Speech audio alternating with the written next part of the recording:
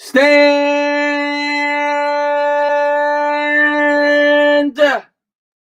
up, New York Giant fans. What is going on, everybody? What's going on, New York Mets? What's going on, Landon? What's going on, D? What's going on, R? Zach? What's going on? Thank you guys to everybody for tuning in the stream. What's going on, Waterfly? Thank you guys for being here. I really do appreciate it. And I wanted to come live.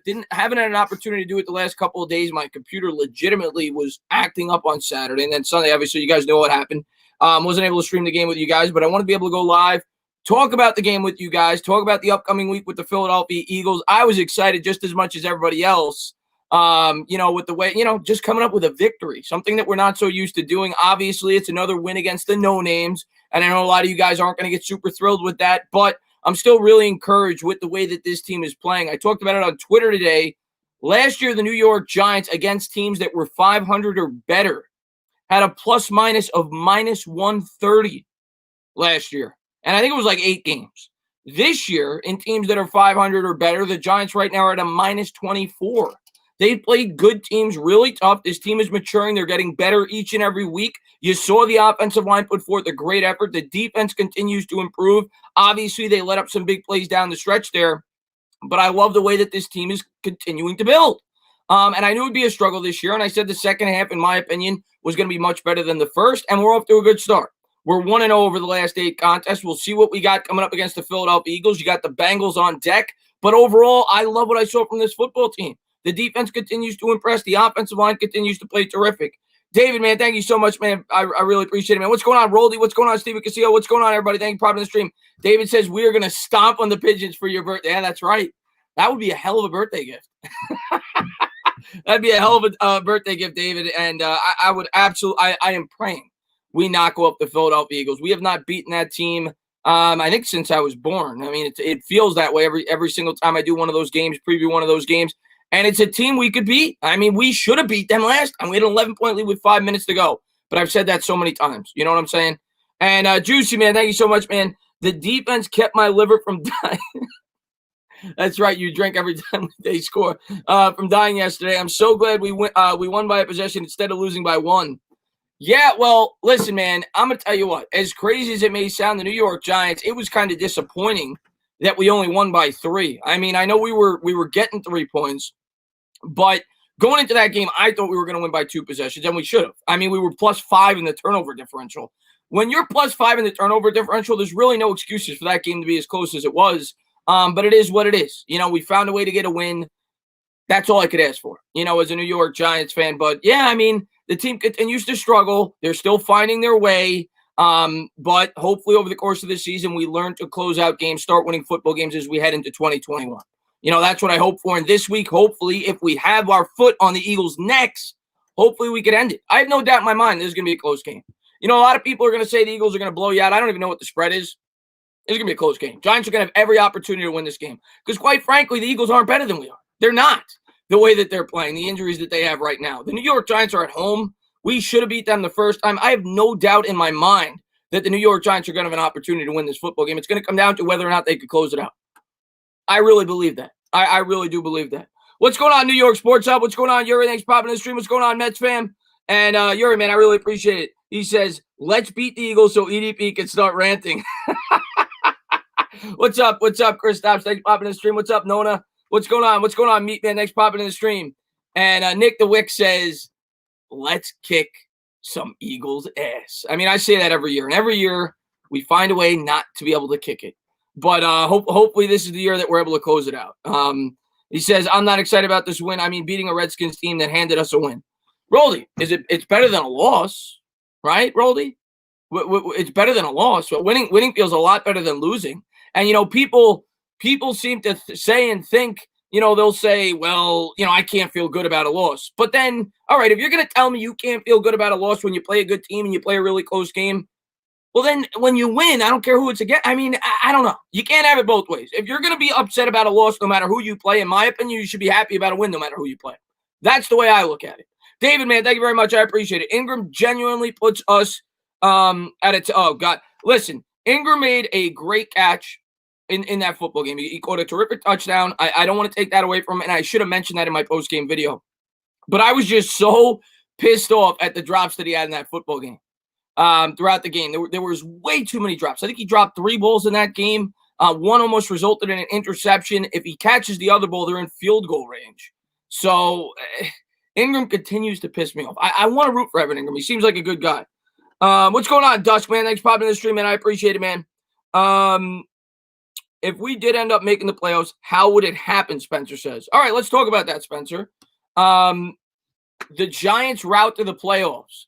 If you look at the Giants' schedule right now, here's what I'm going to say. I'm not even thinking playoffs right now until such time that the New York Giants win the next 2. If they win the next 2, I start to think about playoffs. Because if they don't win the next 2, it's over. They're not going to the playoffs. If you lose to the Eagles and you lose to the lose either to the Eagles or the Bengals, you're not making the playoffs. So our playoff hopes don't even begin until we win the next 2 contests. Now, if we win the next 2 contests, we're more than likely going to be in first place coming out of the bye, because if you look at the Eagles' schedule after they play us, they play the Seahawks and they play the Browns on the road, both of which are games I think they will probably lose. Now, you never know. They may upset. They may get a win, but there's at least a 50 to 60% chance if the Giants win their next 2 games, they're going to be in first place with 5 games to play. And the Eagles' schedule does not let up after that. Of course, the New York Giants really only have 1 game where I think we'd be favored, and that's the Cowboys game with how poorly they played with the quarterback situation. And then they got 4 tough games there. They'd have to find a way to probably win one of those and win that last game of the year. That would give you 6 wins and give you an opportunity to make the playoffs. But you play the Ravens, you play the Seahawks, you play the Cardinals, and you play the Browns. But like I said, it's not even a minute possibility if the Giants don't win both of the next 2 contests.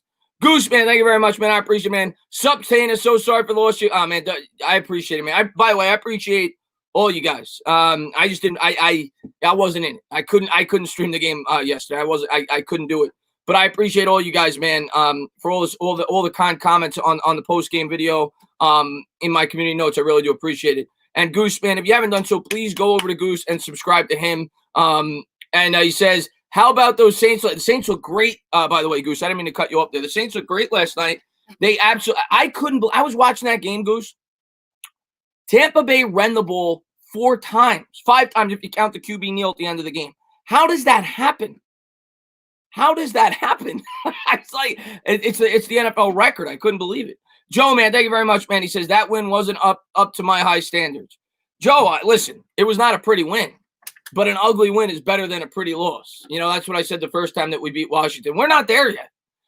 This team has yet to put forward 4 great quarters. We haven't done it yet. Well, maybe no, they haven't. They have not given us 4 great quarters in a game yet. Maybe 3, but they haven't given us 4 great quarters in a game yet. They're not there yet. We're not a great team. I'm not going to tell you that we are. I'm going to tell you we're improving. And by the end of the year, I think we're going to have an opportunity to go into next year being optimistic about the future of this football team. That's my honest opinion. Do you think we could beat the Browns, Daniel says? Yes. Yes. I absolutely think we could beat the Cleveland Browns. I absolutely think we could beat the Cleveland Browns. I'm not telling you I'd pick us. I'm not telling you we'd be favored. But yeah, I think we could. Why couldn't we? We've gone up against teams, in my opinion, better than the Cleveland Browns, and we've fought them down to the wire. The Rams on the road, we almost beat them. I mean, the Bucks, we almost beat them. Why couldn't we give the Browns a game? I think we could give them a game. Why not? We are minus 24 against teams that are 500 or better this year. Minus 24. Like I said at the top of the stream, we were minus 130 against teams that were 500 or better last year. Yeah, I think we could stick with the Browns and at least make it a game. How do you feel about McKinney coming back after Corey? I've said that all along. People have asked me when should the Giants put McKinney back in the lineup? People have asked me that, and I've said consistently that it's got to be after the bye. I'm not rushing him back. You're going to have 2 weeks to implement him into the defense. He'll have an extra week to prepare. I think that is the perfect game plan by the New York Giants. I think it's absolutely what they should do. It's 1,000% what I would do if I was the head coach. It's the right decision. You give him an extra week to get suited to the defense and everything else, and there's going to be a lot of moving parts. So these other players are going to have to learn new roles as well. So I think having that extra week is going to be very important for this defense. So I think it's the right decision to wait until the bye. Even if he was healthy enough to play in this game, I would wait until the bye to give him an extra week to prepare. And hopefully, we'll see. We'll see the role that he has coming out for the rest of the year. I'm interested to see how the New York Giants implement him into the defense. Can you make some more Mets content? Yeah, I'm going to be making – well, I know tomorrow, Steve, is Cohen's press conference. So if there's anything cool that comes out of that, I'll probably have a video up on that. as the winter meetings get going along, I'll definitely have some Mets videos up for you guys. And, of course, I'll be streaming some Met games this year once it gets into the fold. But, yeah, I mean, I always try to do a little bit of Mets content. I'm going to mix in some Knicks content as well with the draft coming up. But, obviously, during football season, I hammer home the Giants stuff. What's going on, Simon, man? Thanks for popping in, buddy. Chris, if we win the Super Bowl, you have to do a 24-hour charity stream for a charity of your choice. If we win the Super Bowl, okay, yeah, all right. If we just this year, I'll do a 24-hour stream. If they win the Super Bowl this year, I'll do a 24-hour stream. 100%. You got it. And Nick the Wick, man, thank you very much, man. What's going on, Andrew Boyle, man? Thanks for popping in the stream, man. Yeah, I'm going to live stream the NBA draft. I saw somebody ask that as well. Nick the Wick, man, thank you so much, man. You have no clue how bad I want to beat the Eagles. Nick the Wick, I every night before I go to bed, I pray that we beat the Philadelphia Eagles. That's all I have in my mind every year before the football season starts. Here's the thing, man. I think for New York Giants fans to have confidence in the future of this football team, we've got to start beating the teams from within the division. We have to end the season saying we could beat the Eagles. We could beat the Cowboys.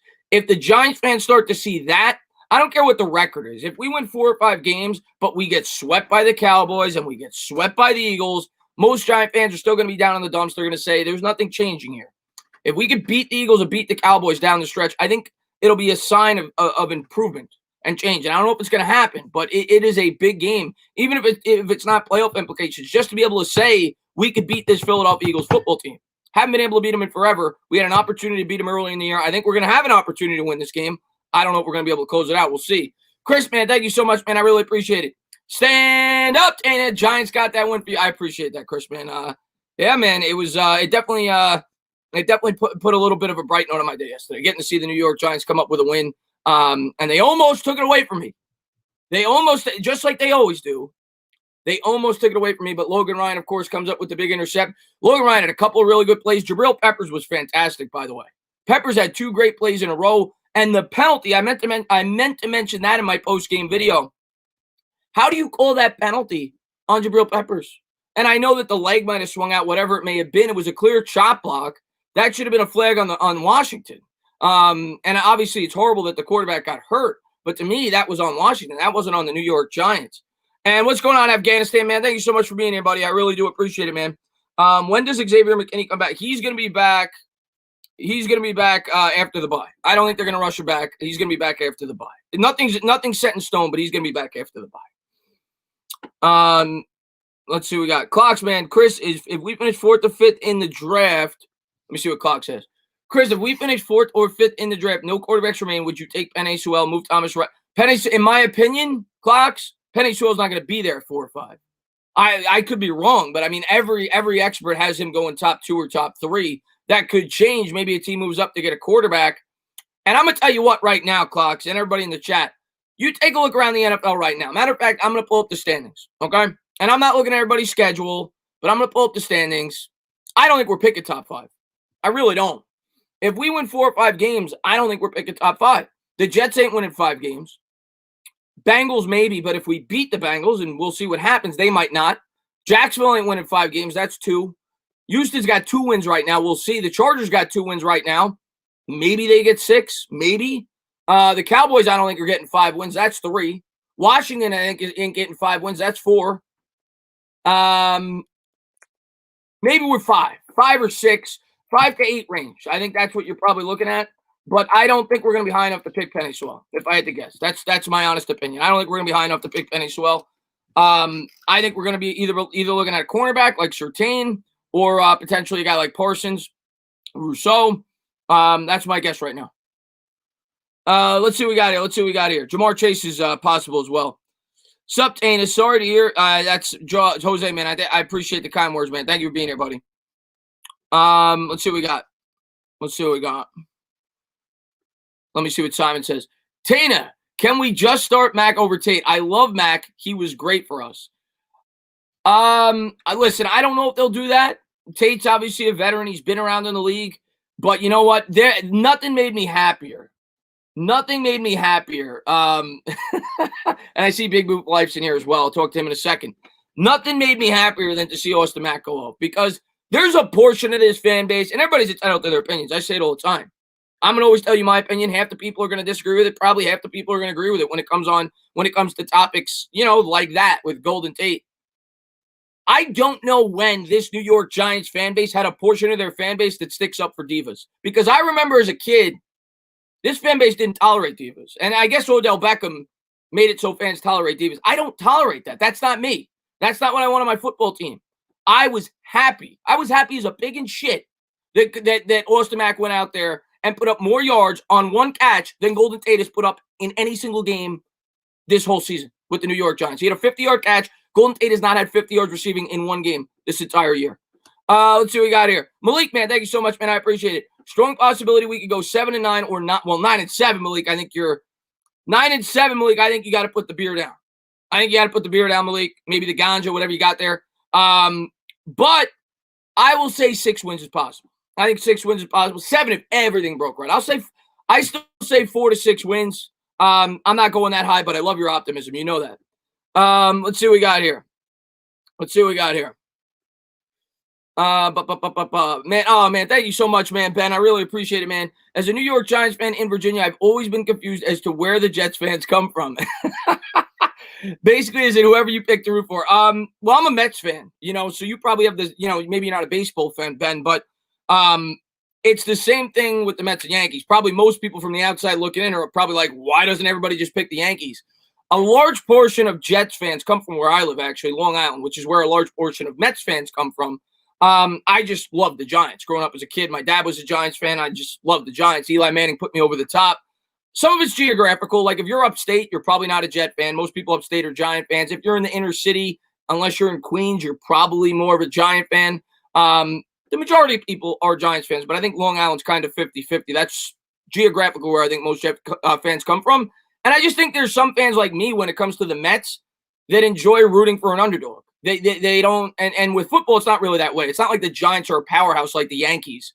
I always was drawn to the miracle of the 69 Mets, the 86 Mets. And I think there's some fans like that. They don't want to root for an empire. As crazy as that may sound, I love agony. But I think that, some people just enjoy rooting for underdogs. Let's see what we got. Let me just make sure I get everything here. The Meat Church, man. Thank you very much, man. I really appreciate it. He says condolences for you. Oh, man. Thank you so much, man. Meat. It's actually the second dog this year, but they were both old. And they didn't go, 15 and 17 years old. So it's a part of life. But you're still sad the day it happens, but she was a great dog. What's up, Luann, man? Thank you for popping in the stream, man. Malik, man. Thank you so much, man. I appreciate it. Hey, entertainer. One second. I just had a pop-up. No, it's not porn, guys. It's not porn. Hey, Chris, never beer, just Henny. By the way, gotta believe. Henny's good, man. I'm into Henny. I'm more of a beer guy myself, obviously, from my streams. But yeah, I'll have some Henny with you next time we go to a Giants game. Let's see what we got here. What's going on, Gabe, man? Thanks for popping in the stream. What's going on, Ligma? Thank you for being here, buddy. Let's see what we got. That's bullshit, the sports. What's up, sports influencer, man? What kind of dogs I still have one, Roldy. I got a mutt right now. She was a border collie. Domino was a border collie. Really smart dog. Crazy. A lot of energy. I remember when we got Domino, it was like, she was like they say that those dogs have like the intelligence of a 5th grader. Like they're that smart, border collies. Yuri, man, thank you very much, man. I appreciate it. I know the edge rusher class for next year's draft is not great, but there was a sleeper, Patrick Jones. We can get him in the second. I've heard about him, Yuri. I've heard about him. I haven't done a ton of research on him, but I have heard about him. I wouldn't be upset with the Giants going out there and trying to find guys that they feel fit the scheme in the 2nd or 3rd round. I've said this countless times since Joe Judge took this job, since Patrick Graham took this job. I don't expect the New York Giants to heavily emphasize the edge rusher position, whether it's in the draft or whether it's in free agency. You look at the Patriots. When have they ever spent a high draft pick on an edge or, even free agency? They have built around coverage, and I think the Giants are going to take the same approach. It's kind of what the Bills did. Now, the Bills went out there. They drafted A.J. Epinesa this year. It was an early 2nd-round pick. They signed Addison, but the same thing. Both those teams built through the secondary. I expect the New York Giants to use their premium picks on the secondary. I think they're going to try to generate a pass rush through coverage. That's really what I think they're going to try to do. Did the Jets score a touchdown? Interesting. So is that the first time they scored all year? By the way, the Jets, is that the first time they scored all year? Let me see what we got here. L. Williams killed it. He won me over. Let's pay him. Client says, listen, man, Leonard Williams has been fantastic. I think he's got 5 sacks. He's got 4 or 5 sacks. He's been great this year for the New York Giants. I thought he'd fit this scheme well. I didn't think he'd have as many sacks as he does, but he's been absolutely fantastic. He's going to cost a lot of money, though. He's going to cost like $18 million. And here's what I'll say about Leonard Williams. If Gettleman stays, which a lot of you guys don't want, I know you don't want, I think obviously Leonard Williams is probably staying. If Gettleman goes, I would say it's at best 50-50 that the New York Giants will like to keep him. But if Gettleman stays, I think Leonard Williams will stay as well. He's played really well this year for the Giants. You could actually argue he's been our best player on defense. Most, of course, would say Bradbury, but I would say Leo, Martinez, and Bradbury have been the 3 best. Nick, man, thank you very much. Giants will get in the wild card. That's not going to happen. The only path for the New York Giants this year to make the playoffs is the division. That's it. There's no other path. You ain't getting the wild card. I know 7 teams make it, but the Giants would have to win 8 games to have, I would guess, to have a shot at that 7th seed. I'm not looking at the standings right now, but if you won 8 games, you'd win this division. So the only path for the New York Giants to make the playoffs this year is if they win the division, and they'll be the 4th seed. That's their only path. But thank you, Nick, man. I really appreciate it, buddy. Next year, we may be able to get a wild card, but probably not, because the division, again, is so bad that if we win 8 games, we're probably winning the division next year. That's how bad the division is. Bradbury, yeah, well, most people would say Bradbury. Bradbury's been fantastic. And Kristaps Porzingis. What is up, Cape? He says, I can't believe I'm worried about my 8-0 team. Aren't you 9-0? Are you 8-0 or 9-0? Aren't the Steelers 9-0? Maybe I'm wrong on that. Maybe the Steelers are 8-0. But, I mean, if I'm a Steelers fan, I wouldn't be worried. I mean, you guys are going to the playoffs. I mean, and if your expectations were Super Bowl going in, well, I would have told you were a lunatic. And I loved your team when I did research. I had you guys being the best defense in football. But I wouldn't be worried. I have you guys pegged to be at least a second-round playoff team. I think that's what you are. Maybe if you get a favorable matchup, maybe your defense could pick off an offense. Maybe you get to the AFC title game. Maybe you go on a Super Bowl run. But in terms of being a legitimate playoff team that's going probably to at least the second round, I wouldn't be worried at all. You guys still have a very good defense. Isaac, man, thank you very much, man. Giants versus Bucks wild card match. Ooh, that'd be fun. That'd be fun. I'd sign up for that. I'd sign up for that. Get a rematch at the Bucks in a game, in my opinion, in which we probably should have won. You get another crack at them, and they have to come here. As crazy as that rule is, okay. This is one thing I think the NFL has to amend. By the way, Isaac, this is one thing the NFL has to change. If you win the division and you win 6 games, you don't deserve a home game. I am completely for you making the playoffs because it is what it is. You won your division. You beat the teams you play on your schedule. You deserve to make the playoffs. We don't deserve a home game, and this is coming from a New York Giants fan. They have to change that rule. Christopher, man, thank you so much, man. I really appreciate it. Would you want the Giants to sign Takk McKinley? I actually made a video on that today, Christopher. And here's the thing with the McKinley thing. I completely understand where fans are coming from. We desperately need an edge. I mean, right now you look at our roster. You're looking at Kyler Fackrell. You're looking at Zimenez potentially coming back. We don't got anybody off the edge right now. We got a ton of injuries. We didn't have a lot there to begin with. We traded away Marcus Golden. I understand why fans are gravitating towards McKinley. That's why I made a video on it. That's why a ton of people added me on Twitter. I get it. Do I think the Giants are going to do it? No, because in my opinion, the Giants would look completely hypocritical if they went out there and they signed a guy that was going on Twitter and bad-mouthing the organization, and it just doesn't seem like the type of guy the Giants would look to bring in, especially after what they did with Golden Tate. I could be wrong. I'm not going to cry if they do it. Believe me. I think we need as much help as we could get. Do I think it's going to happen? No, I do not. Let's see. I think G-Man Rising was the next one. I just want to make sure I get that. G-Man, man, thank you so much, man. I really appreciate it, buddy. He says the Bucks would have Godwin, NAB, we'd get killed. Probably. I mean, AB actually looked pretty good in that game last night. I have to admit, I can't stand AB. He looked pretty good in that game last night. As bad as the Bucks played, he looked pretty good. I don't know if the Bucks will get the 5 seed. I mean, I'd have to think about the layout of it. Could be the Bears, it could be the Bucks, could be the Saints. The Bucks could still win that division, even though the Saints have beaten them twice. Saints are probably winning the South. Could be the Seahawks in the West or the Cardinals. Yeah, that's who we'd be looking at. But like I said, I'm not even thinking playoffs right now. Right now, all I'm thinking about is these next 2 games. You win these next 2 games, I'll start to actually say to myself, it's possible. Right now, it's very small possibility. You got to win the next 2 games for me to even think it's like a realistic possibility. Let's see what we got.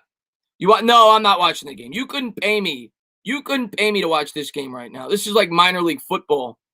Big Blue for Life, man. Thank you very much. He says, I know you probably haven't looked into the draft much, but whenever you get the chance, you got to look at my man. Big Blue for Life. I swear, Big Blue, and I love Big Blue for Life. You want to talk about a subscriber of mine that has been with me since the beginning. I mean, since I've been on YouTube, Big Blue for Life's been on my channel. He's a phenomenal Giants fan. He's in my Discord. By the way, if somebody could post my Discord, I would appreciate that. People are always asking to join that. I will post it in my next video. Diehard, very educated fan. He was all aboard. Who was the quarterback you loved? Well, I know you like Drew Lock, but there's been a number. Oh, you loved the center prospect, right? Why do I always forget? I always forget who it was. You love somebody. But you are all aboard this Zach Wilson train right now. I know a lot of people love him. He's got a lot of upside. I have not looked too much into him. I have read things about him. I've seen what people have said about him. I still don't think we're going quarterback. What's going on, Tom, man? Thank you very much. I feel like there was a problem in separation with receivers. They did some play action, and DJ had to go check downs a lot. Your opinion. Taha, I'm going to tell you what. I'm watching that game last night, and I love Creed Humphreys, by the way, in this draft. I loved, and Bigger Mike just posted the Discord, by the way, anybody that was asking.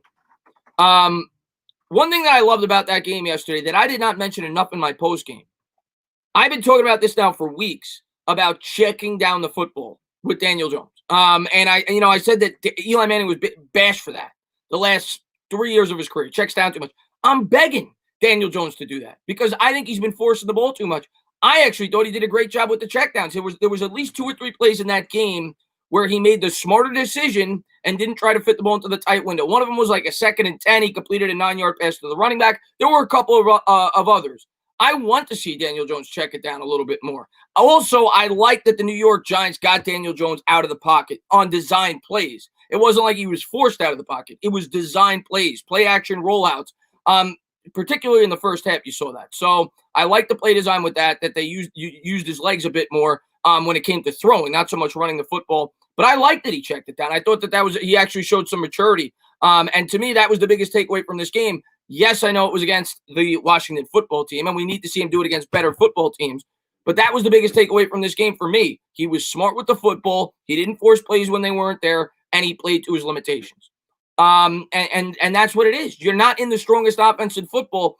I said it from the beginning of the year. In my opinion, we didn't have the type of offense, and it's not even talking about Daniel Jones' ability, even though I don't think he's this unbelievably talented quarterback.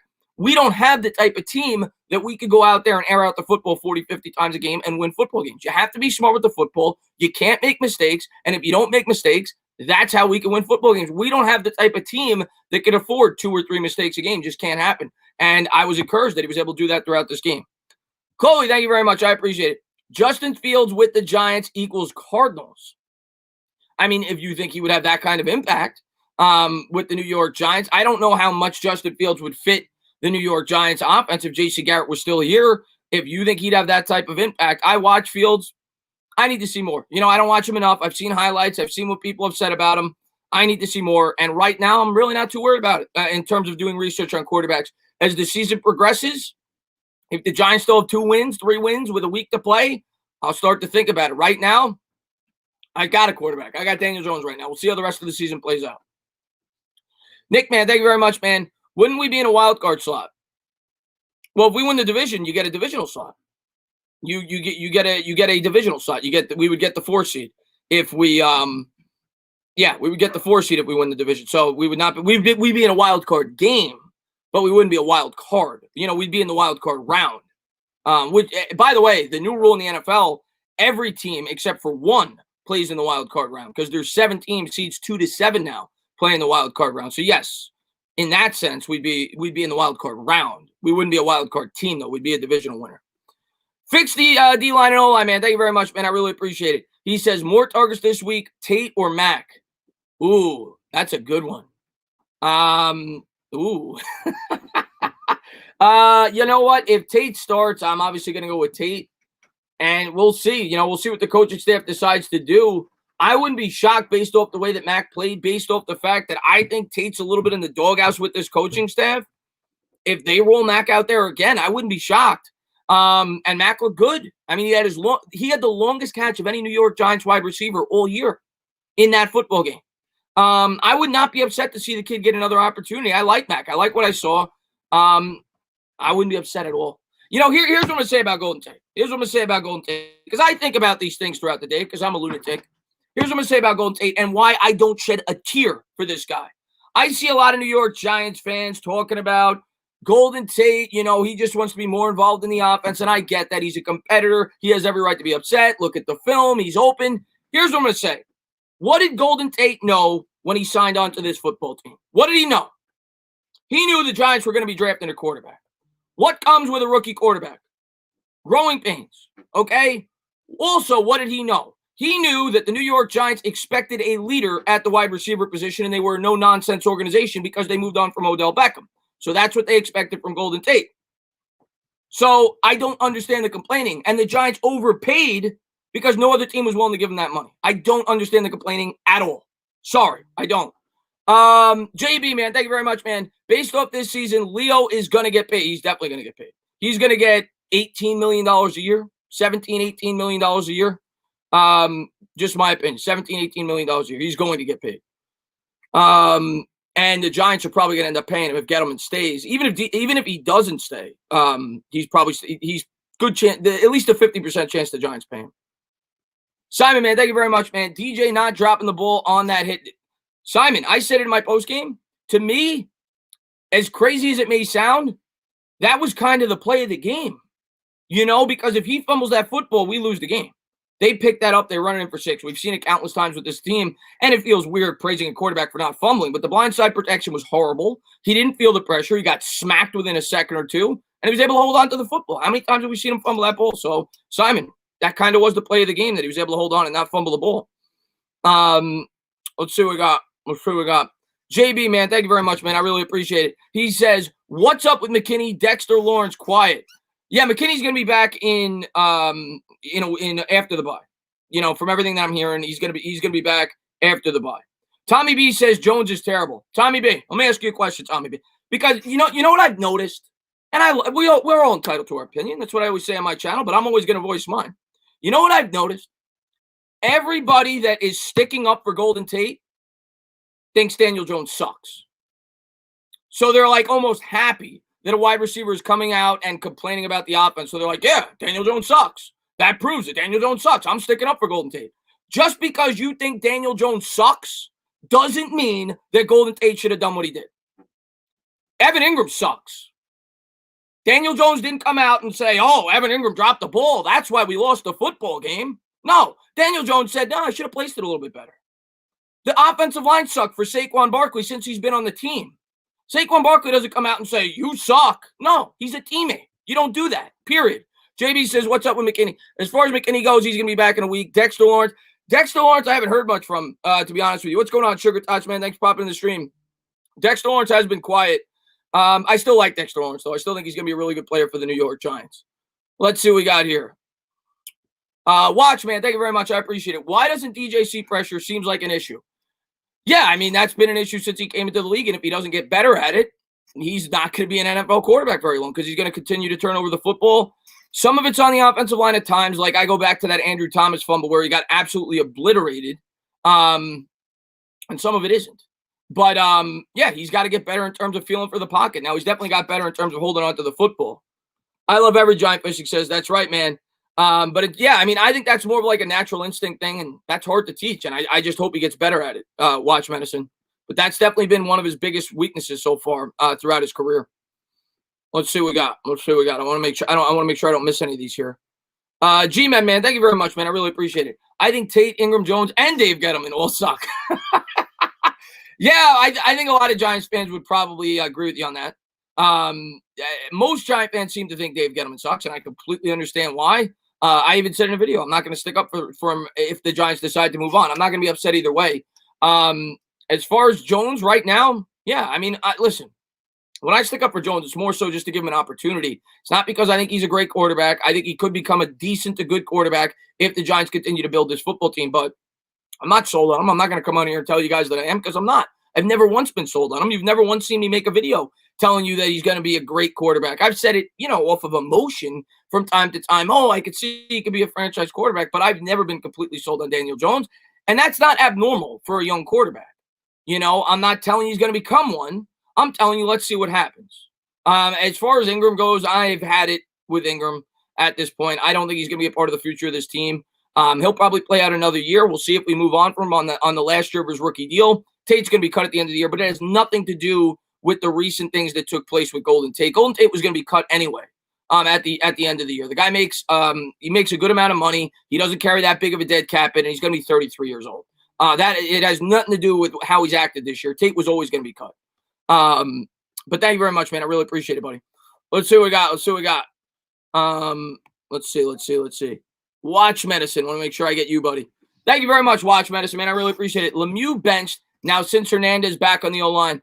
Yeah, listen, I was watching that game yesterday, and I'm not a film expert, and I didn't get to watch the old 22. I know Talking Giants does that. He does a great job. Just from me watching the game, from my naked eye, it seemed like Shane Lemieux wasn't playing that well. It seemed like his pass blocking wasn't great. I think they should put Hernandez back in the starting lineup, in my opinion. I like Lemieux. I want Lemieux to continue to progress. But at this point, I was, a lot of people, when they made the change, they saw the Giants started to play better on offense, so they said it had to be Lemieux. I still think Hernandez could be a solid guard for the Giants. I'd put Hernandez back in. Maybe you bring Lemieux back in, towards the end of the year if you're out of it and you get Zeitler out of there. I think Hernandez right now is the better player. I still think Lemieux could be good, though. Let's see what we got here. JB, man, thank you very much, man. Do you like rotating? Listen, it's not my thing, JB. It's not my thing with the rotating of the offensive linemen, particularly the tackles. The Giants have now been doing that for a few weeks. But you know what? I'm going to trust Joe Judge. It's what I've said from the start. I'm going to trust Joe Judge. I'm gonna buy into the coach. He's a smart guy. I like the staff that he brought in. The team's fighting hard for him. I'm going to trust the coach. Sometimes he's going to look like a fool and sometimes he's not, I suppose. But it's not. Let's put it this way: it's not traditional thinking. But Joe Judge doesn't seem to be the guy that cares what we think. He's going to do what he feels is necessary. And right now, it seems to be working. I mean, Matt Parrott's played really well when given the opportunity. Andrew Thomas has improved. Here's another thing I want to talk about. A couple of weeks ago, New York Giants fans were going crazy. I don't see that craziness anymore. Andrew Thomas is a bust. Andrew Thomas is horrible. You see that PFF grade? Everybody's saying Jedrick Wills. Jedrick Wills 57. Thomas up to 62. He's above Wills. Soon he's going to be above the guy in the Jets, and he's going to be the highest graded rookie left tackle. So calm down, guys. But I'm not a big fan of the rotating offensive line. But again, I'm going to trust Joe Judge. Let's see what we got. And Klein says Tate's a douche. DJ fumbled with 6 minutes left. Was bad though. Yeah, no, DJ's fumble was bad. There's no doubt about it. DJ had a couple of fumbles. Well, are you talking about the play where he held onto the ball, or are you talking about the play where the ball popped out? Either way, I thought DJ had his best game of the year as far as I'm concerned in terms of ball security and everything else.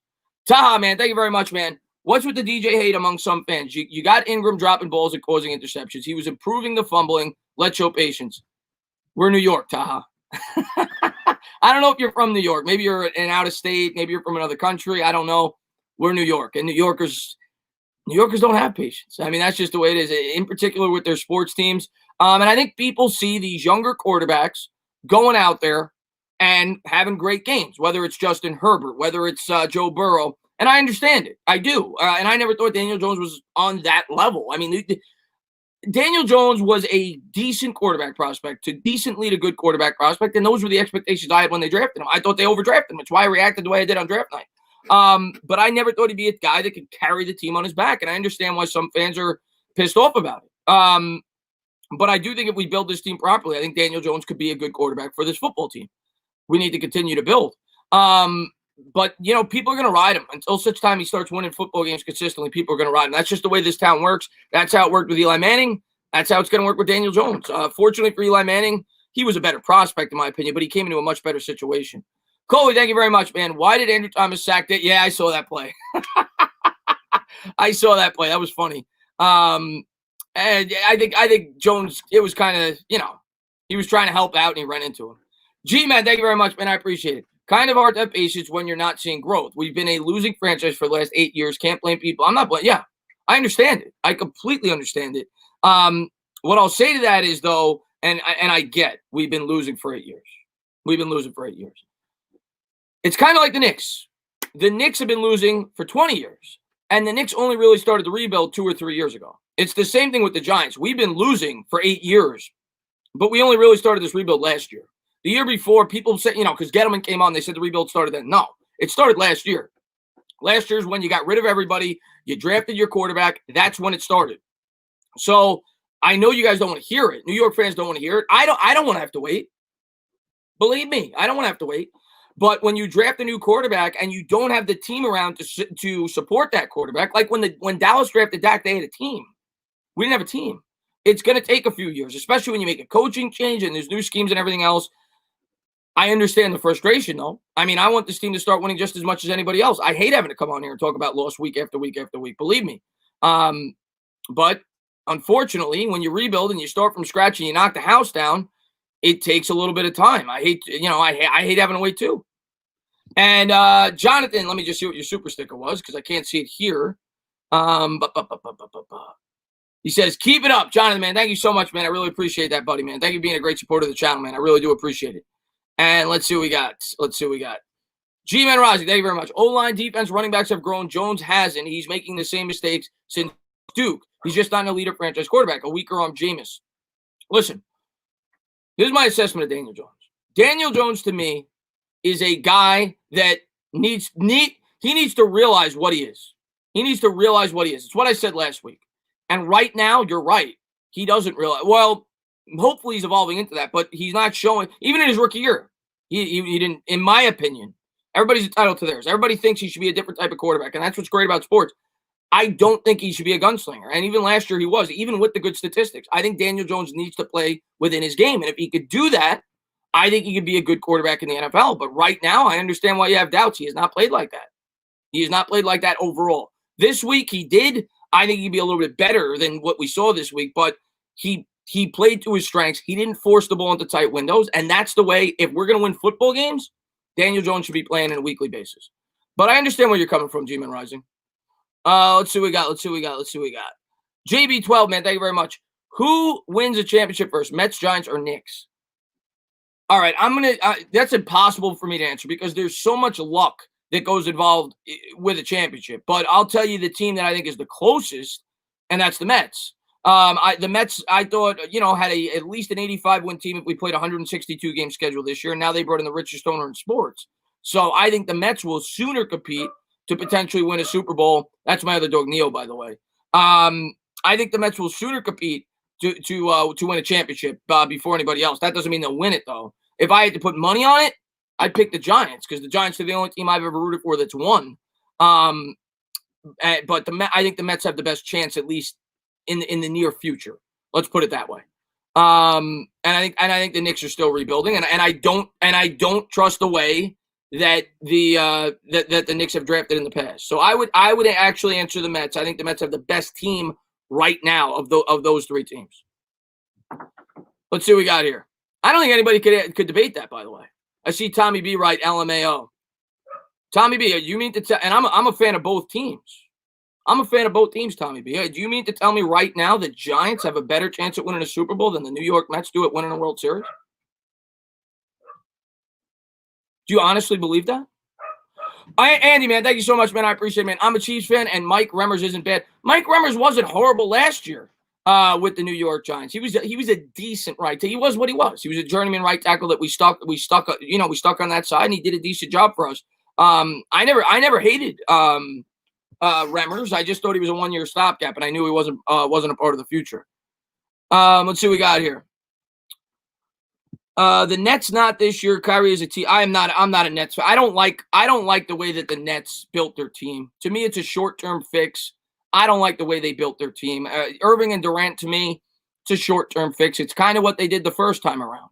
I don't know. Maybe it gives you a year or two of being competitive. I don't like the way the Nets are building their basketball team. Jones had none of that. Let's see what we got here. JB, man, thank you very much, man. I really appreciate it. He says, get Dimes a number one, and we would look much better. I agree with that. Get him a one, and this offensive line continues to mature and get better, and Barkley gets back, by the way, and now Wayne Gallman's looking the way he is, if you keep him, the Giants are going to have a decent offense next year. I really do believe that, even with Jones at quarterback. I think he's going to get better as this team around him gets better. So I do think the Giants could have a pretty good offense next year, JB. I really do believe that. And a lot of that has to do with getting themselves a top-tier wide receiver. Jet. Oh, the Jets are horrible. What's the score in that Jet game, by the way? Let me take a look. Jets are winning. The fix is in, guys. The Jets have 13 points in the first half. The fix is in, guys. And thank you guys for doing it, man. If you haven't done so, please hit that thumbs up. Subscribe to the channel. Ring the bell. You get notifications every time I do go live. Can you have nothing but Nick's on the channel for a live? Kevin, I got to talk to Sim. He actually, I got to talk to Sim. I'm going to text him sometime this week. He's probably going to be doing his own thing, on his channel. Maybe I'll pop on there. I don't know. But he's probably going to be doing his own thing. Obviously, he's going to be doing his own thing. He's Nick's all day, every day. But I definitely would love to have him on, or I go on there, whatever, to talk about the draft. I would love to do that. Let's see what we got. JB, man, thank you very much. I appreciate it, man. Do you think the Giants retain all their coaches? Yes. I don't see how I don't really see any of our coaches getting opportunities. And I hope that's the case. Maybe Graham, but it's an offensive driven league. The Giants, in my opinion, are going to win maybe 5 games at best. And I don't see any of our coaches leaving. Maybe one. I don't think so, though. Maybe somebody gets an opportunity somewhere else. For the most part, I think the main coaches are still going to remain on the roster, whether it's Judge, whether it's Graham, or whether it's Garrett. I think they'll stay intact one more year. So I don't think we'll lose our main coaches. I don't know why Tommy B's laughing 5. Maybe somebody said 5 in the chat. No, I said 5. What did I say 5 about? What did I say 5 about? Oh, he's laughing at 5 potential wins. I'm at 4 or 5 wins, Tommy B. 4 or 5 wins. What do you got us at? 2? I'll make a bet right now with you, Tommy. I'll make a bet with you right now if you think we're only going to win 2 games. I'll bet you whatever you want.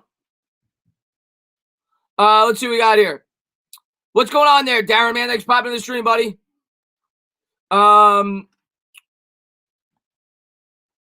Gaze will figure out how to lose the game or trade their best players. So we'll see about that, man. Morris and Gallman remind me. I'll tell you what, man.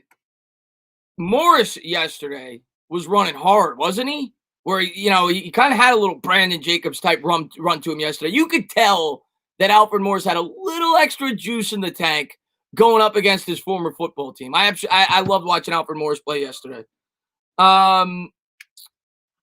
What's going on there, Pete Parker? Thanks for popping in the stream, buddy. Alwyn says, I missed it. Not a fan of Garrett. Biggest reason for Jones' setback, in my opinion. I understand that logic. Here's what I'm going to say, Alwyn. If we're sticking, in my opinion, if we're sticking with Jones, I think you got to stick with Garrett. I don't agree. I didn't agree with giving him 2 different offensive coordinators in 2 years. I definitely am not going to agree with giving him 3 offensive coordinators in 3 years. I just think you're putting way too much on his plate if you do that. You're setting him up for failure. I mean, that's not what good organizations do. If Jones stays, I think Garrett stays. But I do agree with you that I thought that Jones fit the Shermer scheme better. We drafted him specifically for that scheme. So I agree in that sense. But I actually think Garrett's he's done a decent job the last 3 or 4 weeks, in my opinion. And hopefully Jones starts to pick up the offense. But I do think Garrett will be back, especially if Daniel Jones is back. Let's see what we got here. Watch, man. Thank you very much, man. I really appreciate it, man. He says, in 9 games, we played top 10 defenses 6 times. Remaining 7 games, only 2 times. DJ and the offense have to show they can put up 28-plus points, or DJ may be gone. Yeah, I'll agree with that. Well, it depends. I can't definitively say that. It depends on how many games we win. And it depends on how Jones looks doing it. But I agree that the offense needs to perform much better than they did in the first half. Or it's at least a possibility that DJ could be gone. The offense needs to play much better. And yesterday, they played great the first half, and the second half, well, not so much. The one thing I want to point to about the offense in this game, the red zone offense, they cashed in when they got the opportunity. They got 2 touchdowns when they got in the red zone, something that they struggled with mightily to start this year, whether it was against Pittsburgh, whether it was against Chicago, pretty much every game they were in. We couldn't score when we got into the red zone. They did a better job against Washington in that aspect. And Washington has a pretty good defense. So hopefully they can continue to cash in when they get into the red zone. JB, thank you very much, man. Who would you want at GM if Gettleman is Caserio? Nick Caserio. If they're hiring from the outside, which maybe they will, maybe they won't. But if they're hiring from the outside, Nick Caserio. He's got ties to Judge. I'm a big believer in Judge. I'm not scared to say that. I say it all the time. I would hire Caserio. He's got the ties to Judge. He's got a good reputation. And a lot of people will point to Nick Caserio's draft record. And they'll say, well, he couldn't draft with New England. Look how New England's drafted the last 2 or 3 years. And what I'll say to that is, you're right. First off, let's say Caserio was part of this organization in a major role for their last 3 Super Bowls. But secondly, the other thing I'll say is, it's a lot easier to hit on draft picks when you're picking at 2, when you're picking at 4, when you're picking at 6. The New England Patriots are a team that not only doesn't pick at the top of the draft, they're picking at 28, they're picking at 32. They're also a team that doesn't take shortcuts like the Giants did with Reese at 16. When's the last time you saw the Patriots go out on a spending spree in free agency? So I don't like saying, oh, he can't draft. Well, yeah, it's much harder to draft when you're picking at 32 as opposed to 6. So he picks at the top of the draft. It might be a completely different story, but I like Caserio. He has a good mind. A lot of people talk about him, positively. And with the ties to Judge, I'd be on board with him. In both free agency, Allen Robinson or Golladay, I'd be for either one, Brian. I mean, I think we need a top tier wide receiver. And if we're not going to do it at the beginning of the draft, I think we need to do it in free agency. So I'd be completely for either one of those guys. They're like even to me, like maybe slightly Golladay, but they're like even to me. They're both great. I'd be completely for either one. The more I talk to people, the more people tell me outside of Jamar Chase, there's not an unbelievable number 1 in this year's draft. So if we're going to try to address that and get a supreme talent at wide receiver, maybe you do it in free agency. And if you do, I think those are the 2 names you're looking at. I'm not really looking at Juju Smith-Schuster. Those are the 2 names I'd be looking at. Robinson is big. Yes, he is. George Pat. A lot of people like Ed. I like Ed. You're talking about the guy from Indianapolis, Roldy. I like him as well. Let's see what we got here. Why do you think Jerry Saplinski and DJ are not clicking? Wolfie says. Listen, I thought it was going to be a hard transition phase for Daniel Jones and the offense in general. So I'm not going to put it on any single coach. I want to see how they play over the second half of the season. Jones had to learn a completely new offense. I still like Saplinski from the hire. I mean, he had a good reputation with quarterbacks, and he was supposed to be very good at dumbing down the playbook. I still think he's got a very bright future from everything I've read about the guy. People say he's very intelligent. Listen, I think Jones is struggling in a new offense, and he's going up against very good defenses. It's kind of what I expected. I didn't think it would be this bad necessarily, but it's what I expected. I expected him to struggle to start the year. And it's why I keep saying I want to wait till the end of the year to really get a full grasp on how he played this year. Let's see how he does over these last 7 games. I still like Saplinski. I still think he was a good hire. Let's see what we got. JB, man, thank you very much, man. I really appreciate it. Do you think we play too much zone? We played last year. We played way too much zone. This year, there's times where we do, and I think a lot of it depends. What's going on, Rudy TSC? Just popped in the stream, man. There's some times in the game where I say to myself, why? I think it was 2 weeks ago. Can't remember. It was 2 weeks ago.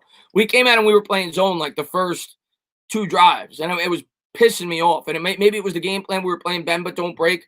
But zone's necessary. I mean, every defense runs zone. It's just a matter of executing. I don't know. This game in particular, I actually thought the Giants were ultra aggressive. They blitzed a ton off the edge, whether it was corner blitzes, whether it was safety blitzes. I thought we were really aggressive to a point where it was actually too much. I thought we actually were too aggressive in this game. So I think you need to find a balance. Most stressful Giants game I ever watched? Most stressful Giants game I've ever watched, Brian asked. I mean, I got to go with the Super Bowls. I mean, there was so much on the line. I got to go with Super Bowl 42. I mean, the other one, obviously the Packers game. We missed like 2 field goals down the stretch in that game, the NFC Championship game. That's obviously up there. All the playoff games, the 49er championship game was stressful. I literally thought that Eli Manning was going to get carted off. So I would say both championship games, the Super Bowl 40, both Super Bowls, those 4. I mean, in terms of a regular season stressful game, you got the Eagles game, and we don't need to talk about that. The Miracle at the Meadowlands too. But there's been so many stressful games in my life, man. The Giants don't make it very easy. And Camerdad, man, thank you very much, man. I really appreciate it. He says the defense difference to last year. Love from Scotland. Thank you so much, man. I really appreciate the support, man, all the way from Scotland. I always love when I get an opportunity to find out I got some subscribers all across the world. That's awesome, man. And I'm glad that you support the New York Giants over there. And the defense is leaps and bounds better, Camerdad Dog. And I appreciate you for watching the channel and supporting the channel. I really do. Defense is leaps and bounds better. It's not even close. I cannot wait to analyze this defense in comparison to last year by year's end. And Slick, I see in the chat, I am gonna, I know I got to get you your hat, and I got to get, I got to get two hats. Oh, I got to get, Rudy. I got to get Rudy and Slick a hat. I'm going to work on that this week. Just been so tied up. I actually had to get fitted today. My brother's getting married. I had to get fitted for a tuxedo. Let's see what we got here. Jets 20, Patriots 10. Maybe the Jets will finally win a football game. And Dark Liquor, man, I really appreciate that, man. Thank you. I don't know if your message got, sometimes when that happens, your message gets retracted, or maybe you just meant to send $2. Either way, I really do appreciate it. If it did, I'll try to look out for you in the chat to see if you drop, you say something. Isaac, man, thank you so much, man. I really appreciate it. What's up, Vladimir Putin, man? Thanks for popping in the stream. Who, in your honest, is the favorite to win the NFC? See, Mickey says, and I'm going to get to Isaac. Eagles. Right now, the Eagles have a huge lead. I mean, they're 3-4-1. Everybody else has 7 losses. Eagles are far and away the favorite right now. Isaac, thank you very much, man. I think we should draft a wide receiver and spend money on a corner edge because we can't draft corners. Yeah, I mean, it depends on the market. I haven't done a ton of research as to which corners. I know Patrick Peterson's going to be available. I don't know, I don't know what other corners are going to be available. Peterson's a little bit up there in age. I don't remember off the top of my head how old he is. It depends, it depends on how they feel about the free agent corners, and it depends on how they feel about the prospects at the top of the draft. Also, is obviously going to be, important as to where we're drafting. If we're picking 7 or 8, maybe you think about taking a corner like Surtain. So we'll see. It comes down to the free agency market. Yeah, I mean, obviously it worked out this year with Bradbury. Am I going to stream the NBA draft? Yes, I am going to stream the NBA draft. And by the way, I see Authentics in the chat. If you guys have not done so, please go over to Authentic. Go check out his channel. Always been supporting me. A great, great supporter of my channel. He's got a great channel of his own. Go over there. Check him out. Morty, man, what's going on, buddy? He says, will Dave Gettleman be back next year because team shows effort and no Barkley? I feel like not enough people talk about how much no Barkley hurts us. Listen, it's a fair point that the team, that is definitely a factor, Morty. It's definitely a factor. If Barkley was on this team, I think we have at least one more win. And people don't want to hear it because everybody hates Dave Gettleman, and I understand it. Listen, when you're a GM in New York, the first thing you should literally just wear something on your head that says hated, because you're going to be hated no matter what you do. Now, I'm not defending some of the things Dave Gettleman has done. He's made some boneheaded decisions. Make no mistake about it. But if you're asking me, do I think Gettleman's going to be back? Right now, if you ask me, I'm slightly leaning yes. As crazy as some people watching the stream may think, and I'm not even telling you it's my decision. Do I think he's going to be back? I'll say 55% yes, 45% no. I'll give you a better answer in 2 weeks. We'll see how they play these next 2 weeks. But I would not be upset if he's back if this team plays well down the stretch. Lucas, man, thank you very much. I appreciate it. Hang on. I come on from Australia and get terrible Aussie accent at that. Where's the terrible Scottish accent? I don't even know how to. Sean Connery's from Scotland, right? I'd have to think about that one. I'll get back to you, though, Lucas. I'll try that next time. But thank you, man. Thank you so much for all the support on the channel. I really do appreciate it. Great supporter from mine from Australia. Always in the streams. I really do appreciate it. Let's see what we got. I see somebody added Marjorie. So I always love when Marjorie comes in. She's been with me forever. Always love to. You're a Gravedigger. I didn't know Kuzan, man. Thanks for being here, buddy. I appreciate it. Tish is more so done with Gettleman. Yeah, well, Tish wants immediate change. Tish, at least that's the way it's painted. We don't know for sure. That's the way that the media makes it out to be. But Tish seems to be the reactionary guy. Tish is bad dog, and I'm Mara. Yeah. And not to say that I agree with a lot of things Mara does. I don't. but Mara seems more reserved and Tish seems more emotionally driven. John Laterno, man, thanks so much, man. I really do appreciate it. He says, stand up, my big friend. Big week. My Eagles should realistically win. But the good news is, even if the Giants lose, because of my Eagles schedule is brutal. I think it's a 50-50 game, John. I really do. I think it's a 50-50 game. Now, history tells you that you guys should win. You guys always beat us. I think the Giants are every bit as good as you guys, at least right now, the way that your team is playing, the way, with the injuries that you guys do have, and we're at home. I think it's a 50-50 game. I cannot wait to watch it. I cannot wait to stream it. It's as pumped up as I've been for a game since I've been on YouTube. Probably since I've been on YouTube. As crazy as that sounds as a 2-7 football team. I like the way we're playing. We should have beat you the first time. And now I want to deliver. I want to knock you guys out. We'll see what happens. Dart, man, thanks so much, man. Eagles schedule bad. They might win only 2 more games. The Eagles schedule is brutal. Absolutely brutal. But, we got to beat them. If we don't beat them, none of it means anything. We got to beat them this week. And I see Coop popped in the chat. Really active on my Discord. Great supporter of mine. What's going on, Coop, man? Thanks for popping in the stream, buddy. If we go 0-2 versus Philly in division, we can't. No, so if we lose to the Eagles, we're not winning the division. If we lose to the Eagles, we're not making the playoffs. Swag, man, what's going on, buddy, man? Thanks for popping in the stream, buddy. I see Nations is in here. What's up, Nations, man? Thank you so much for being here, buddy. Sam's in the chat. Another great supporter of mine. The Giants said they expect McKinney after the bye. Yeah, I was talking about that earlier, Sam. And that's the smart way to go about doing it. I've been asked about McKinney now for, I don't know, really since he got hurt. When do you think McKinney's going to be back based on the injury? I always thought the bye was the appropriate time. He was out 8 weeks no matter what. You give him a couple of extra weeks to get acclimated to things. You get 2 weeks to prepare. And like I said earlier, it's not just for McKinney. It's for everybody else on this defense. When McKinney comes back, you're going to ask Logan Ryan to start doing different things. Everybody's going to have a different role. It's going to give you an extra week to prepare. McKinney's probably our most versatile piece. He's going to be the guy that's asked to do more so than anybody else in terms of moving him around. So I think it's smart to wait till after the bye. I think that's the smart decision. Thoughts on Isaac Yiadom, Chris? Jesse, he played horrible in this game. I'm going to give Yiadom credit the week before. Isaac Yiadom actually played well the week before. In this game, he was horrible. The tackling was horrible. The coverage was bad.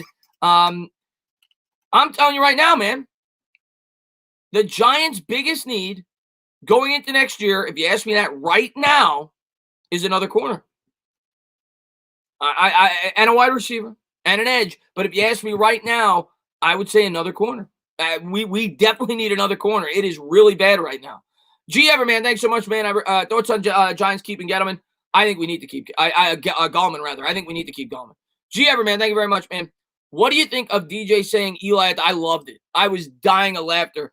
As soon as I heard it, and I see Waterflies in here. I want to shout him out as well. Great member of my channel. But as soon as I heard him call it the Eli, I had to put it on Twitter. I was dying of laughter. It was great. Waterfly says, Chris, can we place bets on Wentz getting knocked out by the G-Men? I'll tell you what, Waterfly, we've had a pattern now. And this week, it was obviously unintentional. And I didn't even think it should have been a penalty on us. But we have a pattern now. We've knocked out a quarterback for the Cowboys. We've knocked out a quarterback for Washington. Carson Wentz has a history of getting knocked out. I don't know, Waterfly. Favorite Giants player actively playing? I'm going to go with Daniel Jones. I'm rooting for him. I'm not telling you guys he's the answer. You guys know I didn't like the pick. I still didn't like the pick.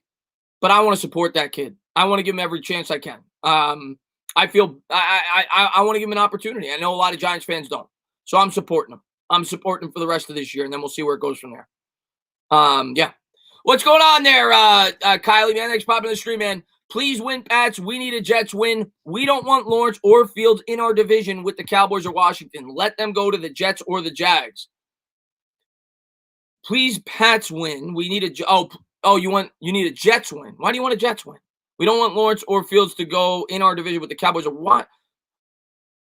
Oh, I see what you're saying. Because if the Pats win, they jump those two teams. Okay. I see what you're saying there. Good point, Keely. Not wanting to get those guys. That's a good point you bring up. Not letting those guys get into the division. Brady, man, thank you very much, man. Yesterday was my birthday. So good. Wow, man. We're like we're Scorpio brothers. My birthday's coming up, Brody, man. That's awesome, man. Happy birthday, buddy. And I'm glad they got a W for you. And hopefully they get a W for me this week for my birthday. But, man, happy birthday, Brody, man. I appreciate it, man.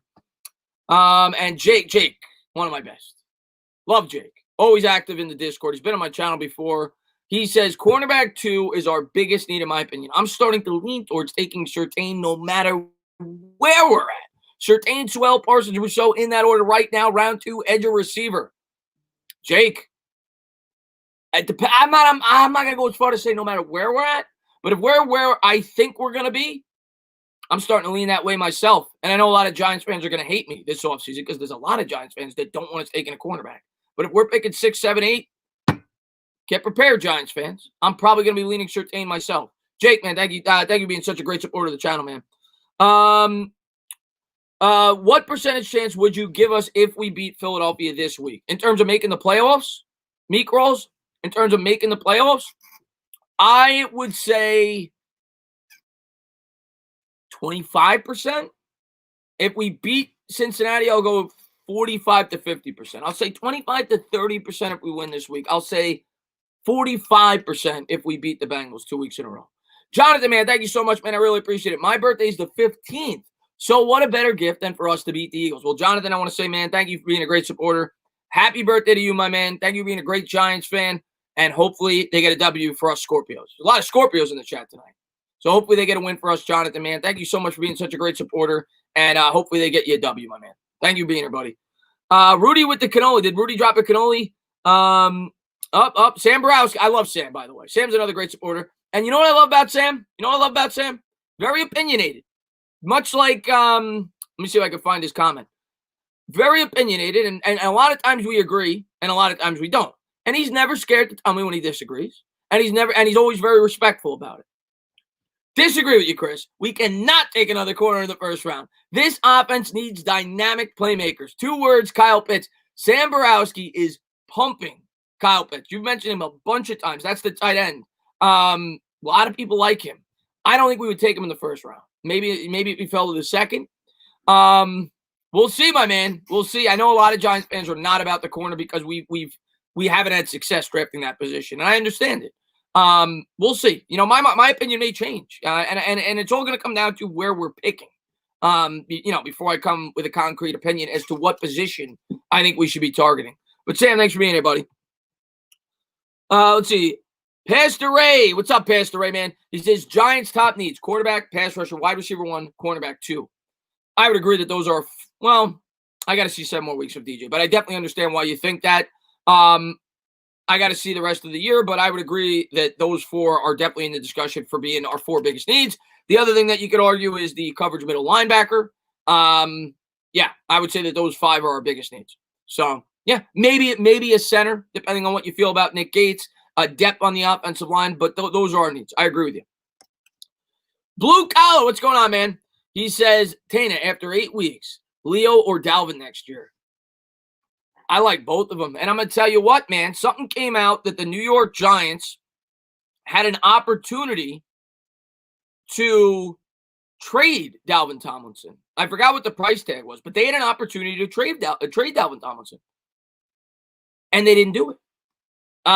So Dalvin Tomlinson may be in the long-term plans for the New York Giants, but right now, Leo might be too. But here's what I'm going to say. If the Giants let Leo go, they might get a compensation pick. So we'll see. Mike Frances in the chat. He says, Mike, first up, I want to say thank you so much for being such a great supporter of the channel.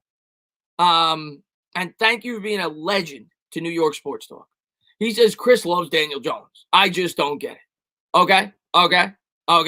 Mike Frances, I do not love Daniel Jones. He's a New York Giant, and I'm going to support Daniel Jones. And I said going into the year, Mike, and I don't know what your opinions are on it, Mike, but obviously you don't like him. I said going into the year, I'm going to give him the full year, and that's what I'm doing. I'm not going to hop off the train before I get a full year of assessing him. Do I like what I've seen through the first 9 games overall? No. It's got to get a lot better, Mike. You and I both agree on that, Mike. It's got to get a lot better, Mike. Would love to have you on the channel, by the way. I know you retired from WFAN. They got Carton taking your spot. You hate Greg Carton. How did they get him to take your spot? I know you're pissed about that. Trini, man, thank you very much, man. I appreciate it. This stream is brought to you by the Washington Football Team, official tank stopper of the New York Giants. Chase Young last year, now Trevor Lawrence last year. Trini, Last year was tank for Chase. This year's tank for a quarterback. I'll tell you what, Chase Young didn't do much damage against us this week. But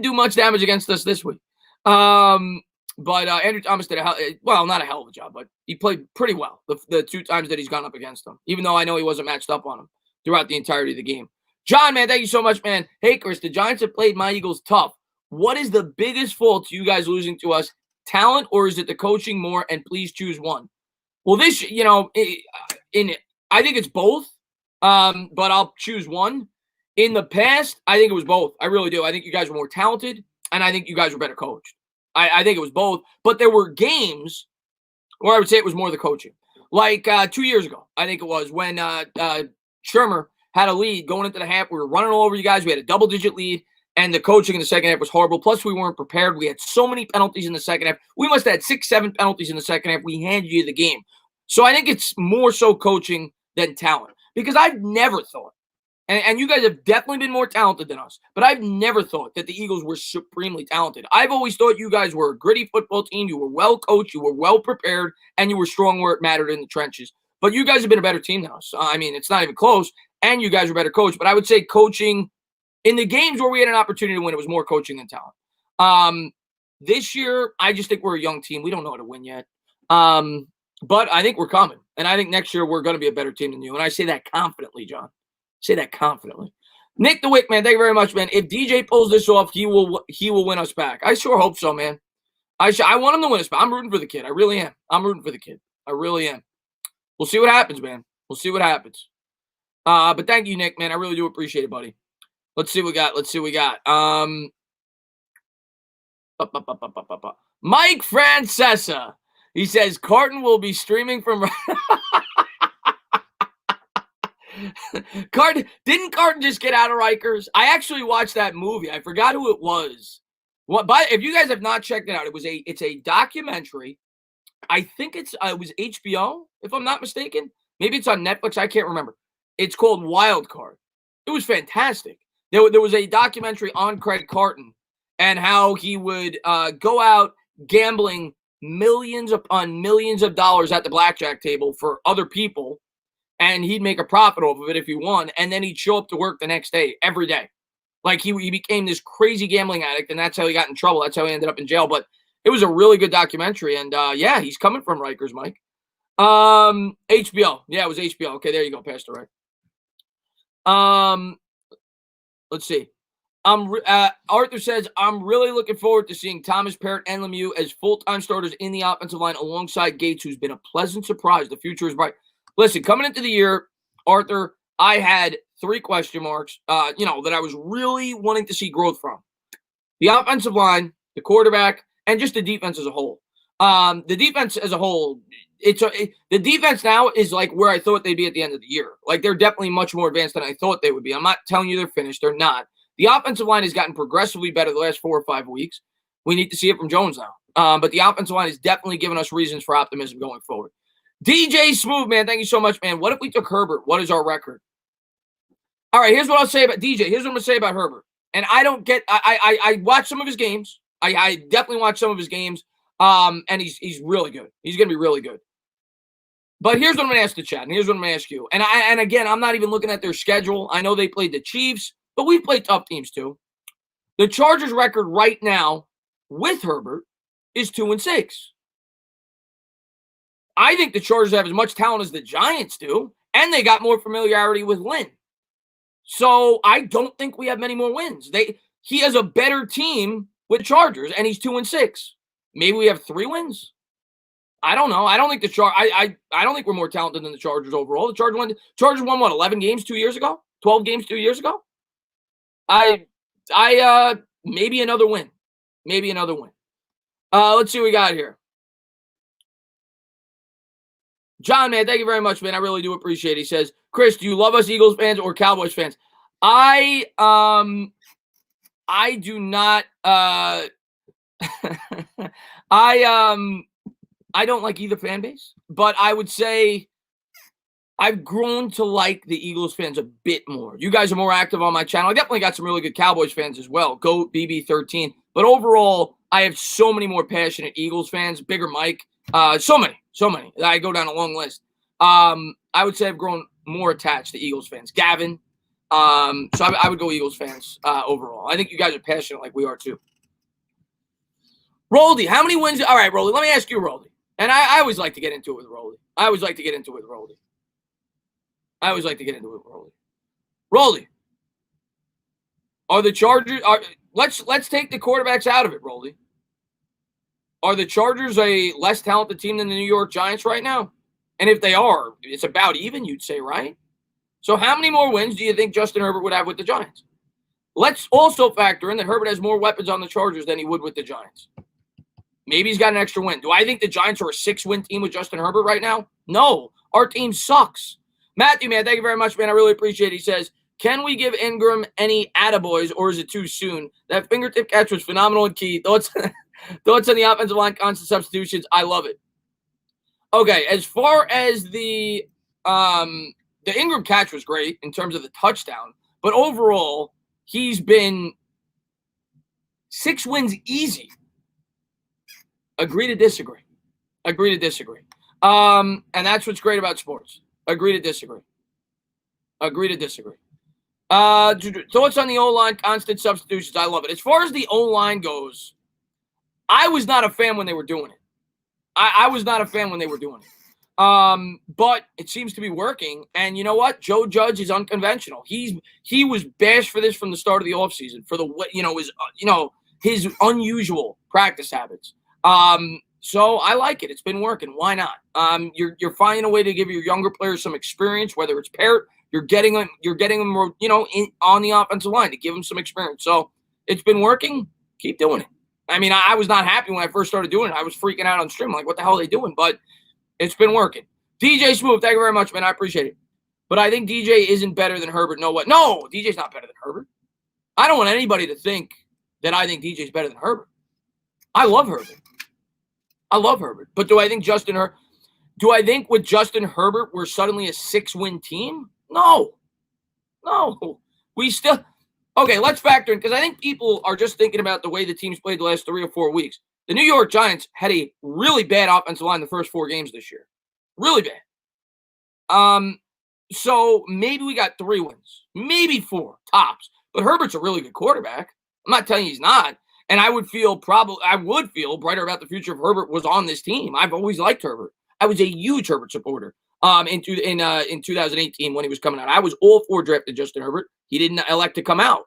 2019 rather, when we drafted Jones. But yeah, I'm a big fan of Herbert. I think Herbert's going to be great.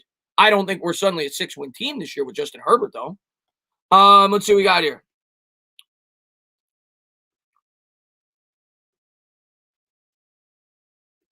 I think DJ is too smart and hardworking not to be a great quarterback. I disagree. I disagree. But he could. I'm not saying he can't be, but I've seen plenty of hardworking, smart quarterbacks not become great. I hope he does. I hope he does. But I wouldn't. Just because he's a really hard worker doesn't mean he's definitively going to be great. Let's see what we got here. I feel most great quarterbacks aren't good their first years. And quarterbacks who start good don't get much better, like people who peak in high school. Well, that's an optimistic way to look at it, Noah. But technically, if you want to look at it like that, Daniel Jones did start good. I mean, people were saying he should have won Rookie of the Year last year, or at least some people did. Listen, man, everybody's different. The quarterback position in particular is, you can't predict it. It really is a lot of luck involved. There's no science to it. There's no way you can definitively know who's going to be great, who's not going to be. There are some quarterbacks that come out that you say are slam dunks. They're going to be phenomenal. And some quarterbacks work and some quarterbacks don't. But we'll see. DJ is the main reason we are 2-7. Defense is legit.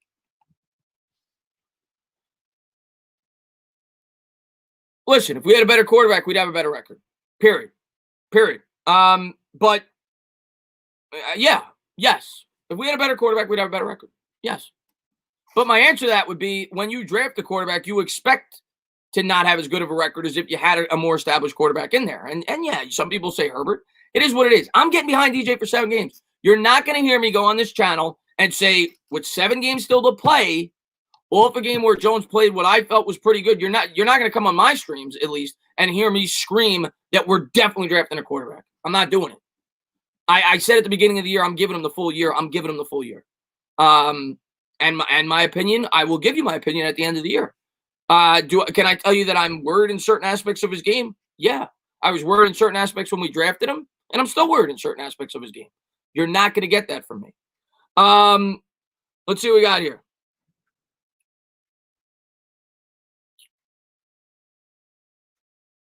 Nick DeWick says DJ is the problem. He's not the solution. We could agree there. He's not the solution. Not right now, he's not. And Simon, man, thank you very much. Jets are making the Patriots look like the Jets right now. Yeah, what's the score over there? Last I saw, still 20-10. New England's got a first to goal, so they're about to put up some points. What is there to see in Jones is what he is. Well, Roldy, here's what I could see in him, potentially. I know I'm not going to get an unbelievable arm strength. I know that. Can I see better decision-making? Could I see him not forcing balls that don't need to be forced? Could I see him cut down on the turnovers? If I see that, I'm going to give him another year. If I see him continue to force balls and turn over the ball at the rate that he has over the first 20 games of his career, and we're in the position to draft a quarterback, I'm going to get behind it. Can I see him mature and become better in terms of turning over the football? That's what I'm looking for right now. Let's see what we got here. Is the hoodie not coming off if we win the next 2 games? You know what? We've had fun with the hoodie. We're gonna keep the hoodie raw. We're gonna keep the hoodie raw. He is still doing those things. Roldy, like I said, let's see if he matures. He's got 7 games. Let's see if he matures. He didn't turn it over this week. Let's see if he matures. He checked it down this week. We'll see what happens. The most popular, the most popular guy on a quarterback on a football team is always the backup quarterback. I've been through this, Roldy, as of you. And Eli was, the team was winning games, but we all know, and I'm not comparing him to Eli. Eli's a better quarterback, but we know what Eli went through. I had a friend, rest in peace, Brian. I had a friend that told me 3 years in Eli Manning's career that Jared Lorenzen should be the starter. The most popular player on a team is the backup quarterback. And we all know that the quarterback could take time to develop. I'm saying give him 7 more games, and then we'll see where we're at. Blue Collar, thank you very much. He says, can we get some midway grades on the rookies and free agency? Yeah. All right, real quick off the top of my head. Free agency, Bradbury's at least a B+. I'll go A-. Martinez a B+. Fackrell's a B. Those are the 3 main guys in free agency. In the draft, Thomas right now I'll go with like a C, C-, C. McKinney hasn't played, so I'm not going to grade him. I'll go with C for Thomas. McKinney hasn't played. I'm not going to grade him. Holmes I'll go with like a C. Parrott's barely played, but in limited action I'll go like a B to a B+. Yeah, and then outside of that, the late picks, they haven't had a major impact. Lemieux's been all right. DJ Smooth, man, thank you very much. I appreciate it. Lawrence with Judge, Chris, you won't miss DJ. Sure, if we get Lawrence. Oh, I'm not telling you not to draft Lawrence. I'm not telling you not to draft Lawrence. I'm telling you we're not going to have an opportunity to draft Lawrence. We're not getting the first pick. But yeah, I've said that. I've come out and said that. I've said that I'm not rooting for that to happen, but if we had the first pick, I'd probably take Trevor Lawrence. DJ Smooth, thank you very much. Give me Zach Wilson for BYU. He will be good. I've got a couple of supporters that love Zach Wilson. He's got a lot of upside. We'll see. We'll see what happens come draft time. In what world do you beat Philadelphia next week? Oh, planet Earth, Ulfric. Planet Earth. To my knowledge, Ulfric, we're not playing the game in Mars.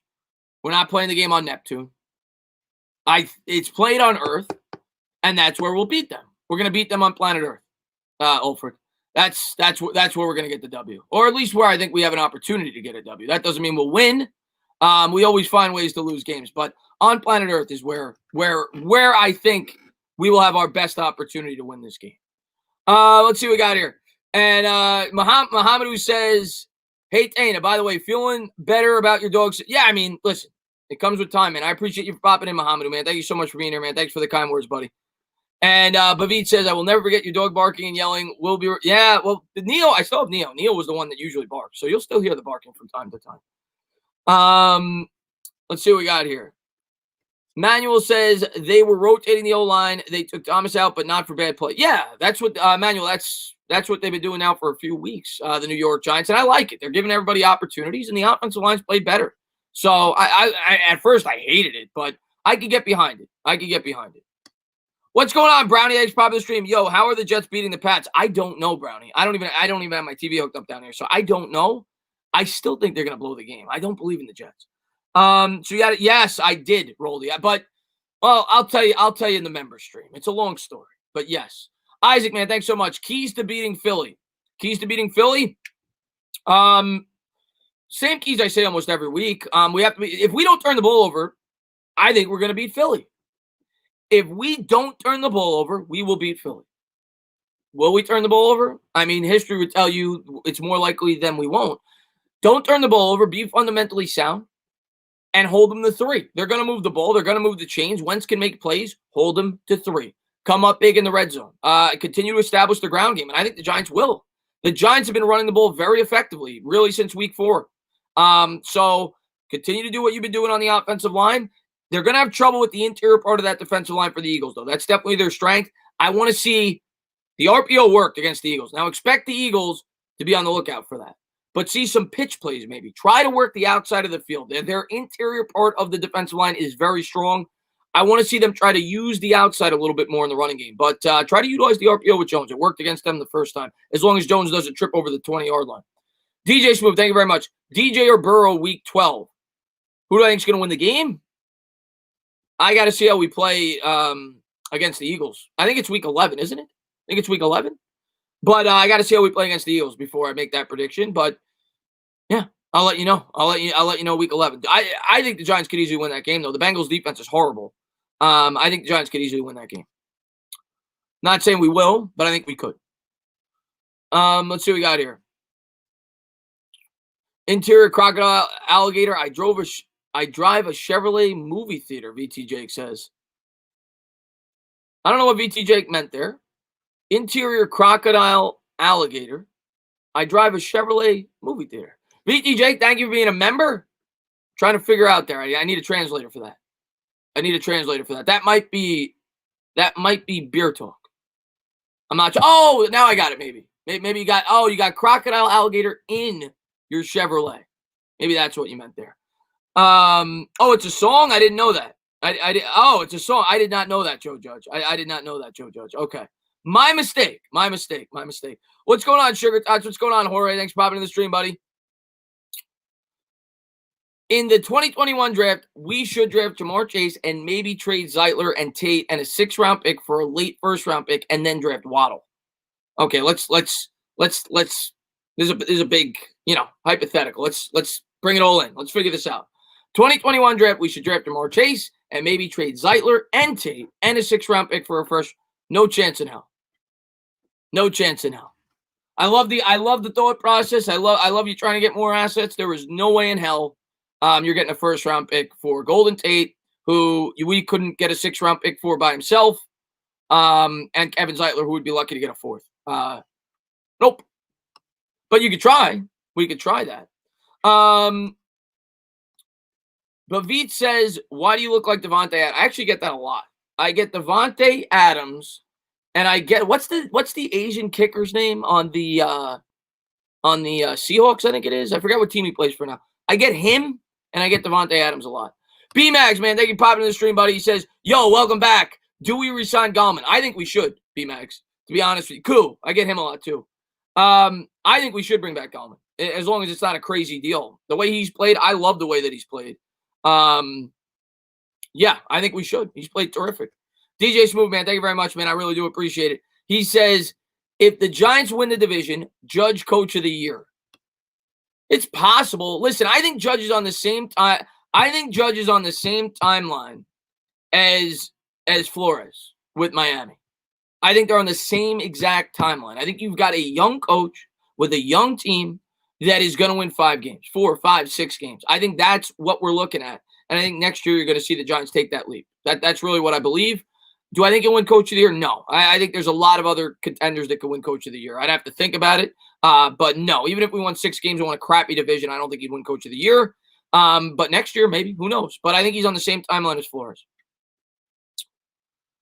Let's see what we got here. Do you think – actually, I keep looking at my phone. I could just look at the chat here. By the way, I want to say thank you guys for all the support you always show the channel. I try to say that as much as I can throughout the stream. I just get caught up in conversation. I have so much fun talking sports with you guys, having a few laughs. I want to say thank you to all you guys for all the support, all the kind comments yesterday. It meant a lot. It really did. Thank you guys for all the support you always show the channel. And thank you to the near 600 people that are still in the stream. You guys are incredible. I could never say thank you enough for all the support you always show my channel as it continues to grow. So thank you. Let's see what we got here. What cap size? It's like a 7. No, it's like a 7.5. What's up there, Scottzilla, man? I meant to pull his name up. I pulled up Clutch by accident. What's up, Scottzilla? And give me your food says almost at 30K. Almost. We are almost there. We're almost there. We're about 270 away, I think it is, from 30K. So hopefully we get there soon. Let's see. Roldy says, would you put Hernandez back in the lineup, being that Shane Lemieux has played better? I would, Roldy. I would. I would. To me, and this is just from the eye test, and I'm not a video, I don't break down film. From the eye test this past week, I didn't think Lemieux played that well. I would put Hernandez back in, but I'd like to see Lemieux back in there before the end of the year, especially if we're out of playoff contention. I'd probably pull Zeitler with 2 or 3 weeks to go if I felt like he wasn't a part of the future and get Lemieux in there. We need Lemieux in there. Maybe you play a little bit of musical chairs like he's doing with the tackles to get Lemieux in the lineup, but I would get Will Hernandez back in there. VT Jake, man, thank you very much, man. I appreciate it. He says, this is $2 for Stephen A. Smith, Giants hater. Stephen A. Smith is actually giving the Giants more credit as of late, but yeah, he's definitely a Giants hater. You know the funny thing about Stephen A. Smith? When I went to college at Nassau Community College, I'd have a long break in between classes. Like it'd be like 2 hours. So I'd go back to my car. I'd listen to sports radio for about an hour and a half, 2 hours.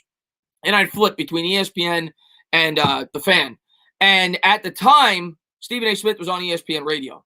And I could, and maybe somebody in the chat could also,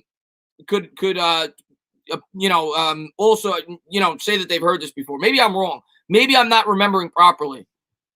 I am almost positive when he was on ESPN radio, this is like, 10 years ago, 11, 12 years ago, maybe even longer. I am almost positive that Stephen A. Smith used to say he was a Jets fan. Now he says he's, I think, a Steelers fan. I'm almost positive when the Jets, I think it was when the Jets were good, when they were going to AFC Championship games with Rex Ryan. He said he was a Jets fan. David, man, thank you so much, man. I appreciate it, man. He says, Alfred Morris pounded the rock last game. I wouldn't mind him and Barkley working together in the future. Barkley needs a bruiser along him. I'm with you. I think both of them would be great compliments to what Saquon Barkley is. It's kind of what we said in the draft this year. What's up, man? Thank you for popping in the stream, man. Thank you to everybody for being here. I really do appreciate it. MYG31, thank you for being here. Go over there, sub him up as well. Yeah, David. I mean, I kind of talked about in the draft, David Searby, that I thought we needed a bruiser. And you're kind of seeing that both Morris and Gallman are doing that. I hope at least one of them is back for the Giants next year. I recognize that Gallman's a free agent. Maybe we don't bring him back. I don't know yet. But I do think either one of them would be a really good compliment. G-Man Rising, thank you very much. No, he's a Steelers fan first and Giants fan second. No, I know on air. Maybe I'm wrong, Roldy. Maybe I'm wrong. Maybe he just talked about the Jets. Maybe I'm wrong. It might have been his partner. That's why I said I'm not 100% sure. Because I always thought when he was on radio, and we're talking like 13 years ago, he used to say he was a Jets fan. But maybe I'm wrong. But Bono, man, thank you very much, man. I didn't get to watch the game. Did Parrott play? Yes, he did. He played well. He didn't start. He got subbed in. I think he played on 3 drives, if I remember correctly. He played, I think, 1 drive on the left side, if I'm not mistaken. I think 2 on the right. I could be wrong on that. I think it was 1 on the left, 2 on the right. He played well in limited action. He didn't, maybe he got 20 snaps, 50. I don't know how many snaps, but he played pretty well. And what I want to say hello to Afghanistan, by the way. I didn't get an opportunity to say hello to him. He's always in here. Always in here. Always support my channel, along with Schlick. I want to shout him out as well. Let me pull up Afghanistan because I don't do it enough. If I could find him on here. I don't see him. But when I do see him, I'll try to pop him on. Afghanistan, thank you for being here, buddy. X-Man says, and X-Man, thank you for being a member, buddy. I appreciate it. He says, what does X-Man say? I wish the Giants ran more two tight end sets and played a little more up-tempo. I believe this would help DJ in getting into a rhythm. Yeah, the Giants seemingly play up-tempo, at least, it's not every week, but it's not every week. But the Giants seem to come out in an up-tempo to start the games, and you don't really see it throughout the entirety of the game. Maybe you do that a little bit more if the offense is working that way. I'll tell you what, Eli Manning, and I remember when he was a rookie, Eli Manning was great at that when Eli Manning first started in the NFL, because you wouldn't think. He'd come out and throughout his entire career, but I noticed it when he was a rookie, second-year player. He was bad outside of when it was in a hurry-up offense, and maybe that will help Daniel Jones. Mike Gorga, man, thank you very much, man. I really appreciate it, man. Thank you for being a great supporter of the channel, man. Really do appreciate it. Looks like you're a musician. Maybe I could have you on the channel. You could sing for me. Let's see. Jets going to win? What's the score? Let me see. The Jets lead to, oh, my God. The Jets are going to get a win. All right, I'm going to tell you what right now, Giants fans. If the Jets get a win tonight, there is no reason we can't beat the Philadelphia Eagles. If the Jets get a win tonight, anything could happen. I might fly to the moon by the end of the week if the Jets win tonight. Anything is possible. So if the Jets beat New England, we may very well beat the Philadelphia Eagles. VT Jake, man, thank you so much, man. This $2 is for Eli. Eli, yes, the audible at the line of scrimmage. I absolutely loved it, Jake. Eli, of course, always used to, Omaha. But it was cool. It was cool to hear him say Eli for an audible. So we got here. How is Eli looking now? Somebody asked, how is Eli looking? I want to say hello to Dusk Thunder as well. And there you go. There's your hello, Dusk Thunder. I didn't even read your message, but I see that you're in my streams a lot. I know you're a great supporter of mine. I know you're a Steelers fan, that you say you root for the Giants more because of my channel, and I could never say thank you enough for that. I try to say hello to as many people as I can. So there you go. Hello to you, Dusk Thunder. Thank you for being in the stream. I really do appreciate it. Thank you for being a great supporter of the channel. And your Steelers are kicking ass this year, man. What's going on there, Con Mac? Thank you for popping in the stream, buddy. Let's see what we got here. Eli was better than Danny Dimes. Yeah. Yeah. Greg Harris. I laughed at that, Greg Harris. And I'm not trying to bash Danny Jones. Matter of fact, I just said I'm sticking up for him. I hope he gets it done. I really feel bad for the kid. I thought he was put in a bad situation, a tough spot. I never was on board with the pick at number 6. I didn't think it was the right pick. As much to do with the fact that I thought the Giants didn't have the team to support him as I didn't think he was an unbelievable prospect. Eli Manning was an unbelievable prospect when he came into the league. People don't realize that. Like younger fans that didn't watch the game back then, Eli Manning went first overall for a reason. Eli Manning had a rocket for an arm. Yes, Eli Manning was a very talented quarterback coming into the league. The stats may not indicate it, but yes, I completely agree with you, Greg. What's going on, Asanya, man? Thanks for popping in the stream. Chris, you hoodlum. What's going on, New York Mets, New York Giants, man? New York Mets, New York Giants is awesome. Thank you for popping in the stream, buddy. And hopefully, our New York Mets start signing some players. I know that you saw the DJ LeMahieu rumor. Maybe we end up getting him. I don't know if I'm in love with that, though. I don't want to be moving around McNeil. I want to get Springer in center field, and I'd like a nice catcher, Real Muto. You do that, maybe you get Trevor Bauer. We're ready to rock. Let's see what we got here. I just missed somebody. Somebody said, yo, Chris, can I get a shout out? There you go. Big Baller. Yo, Chris, can I get a shout out? Big Baller, man. Thanks for popping in the stream, buddy. I do appreciate it, man. Let's see what we got here. You're giving professional sports the legitimacy they desperately need, all scripted and not an opinion. So you think you're one of the people, Richard, you think that sports are scripted? I hope that's not the case. Are you one of the people? Are you going to people's sports channels and saying that it's scripted, so you shouldn't be talking about it? I don't know what the comment means. I do not believe it's scripted. I do not believe I'm watching the WWE. And here's what I always say to people that say football's scripted.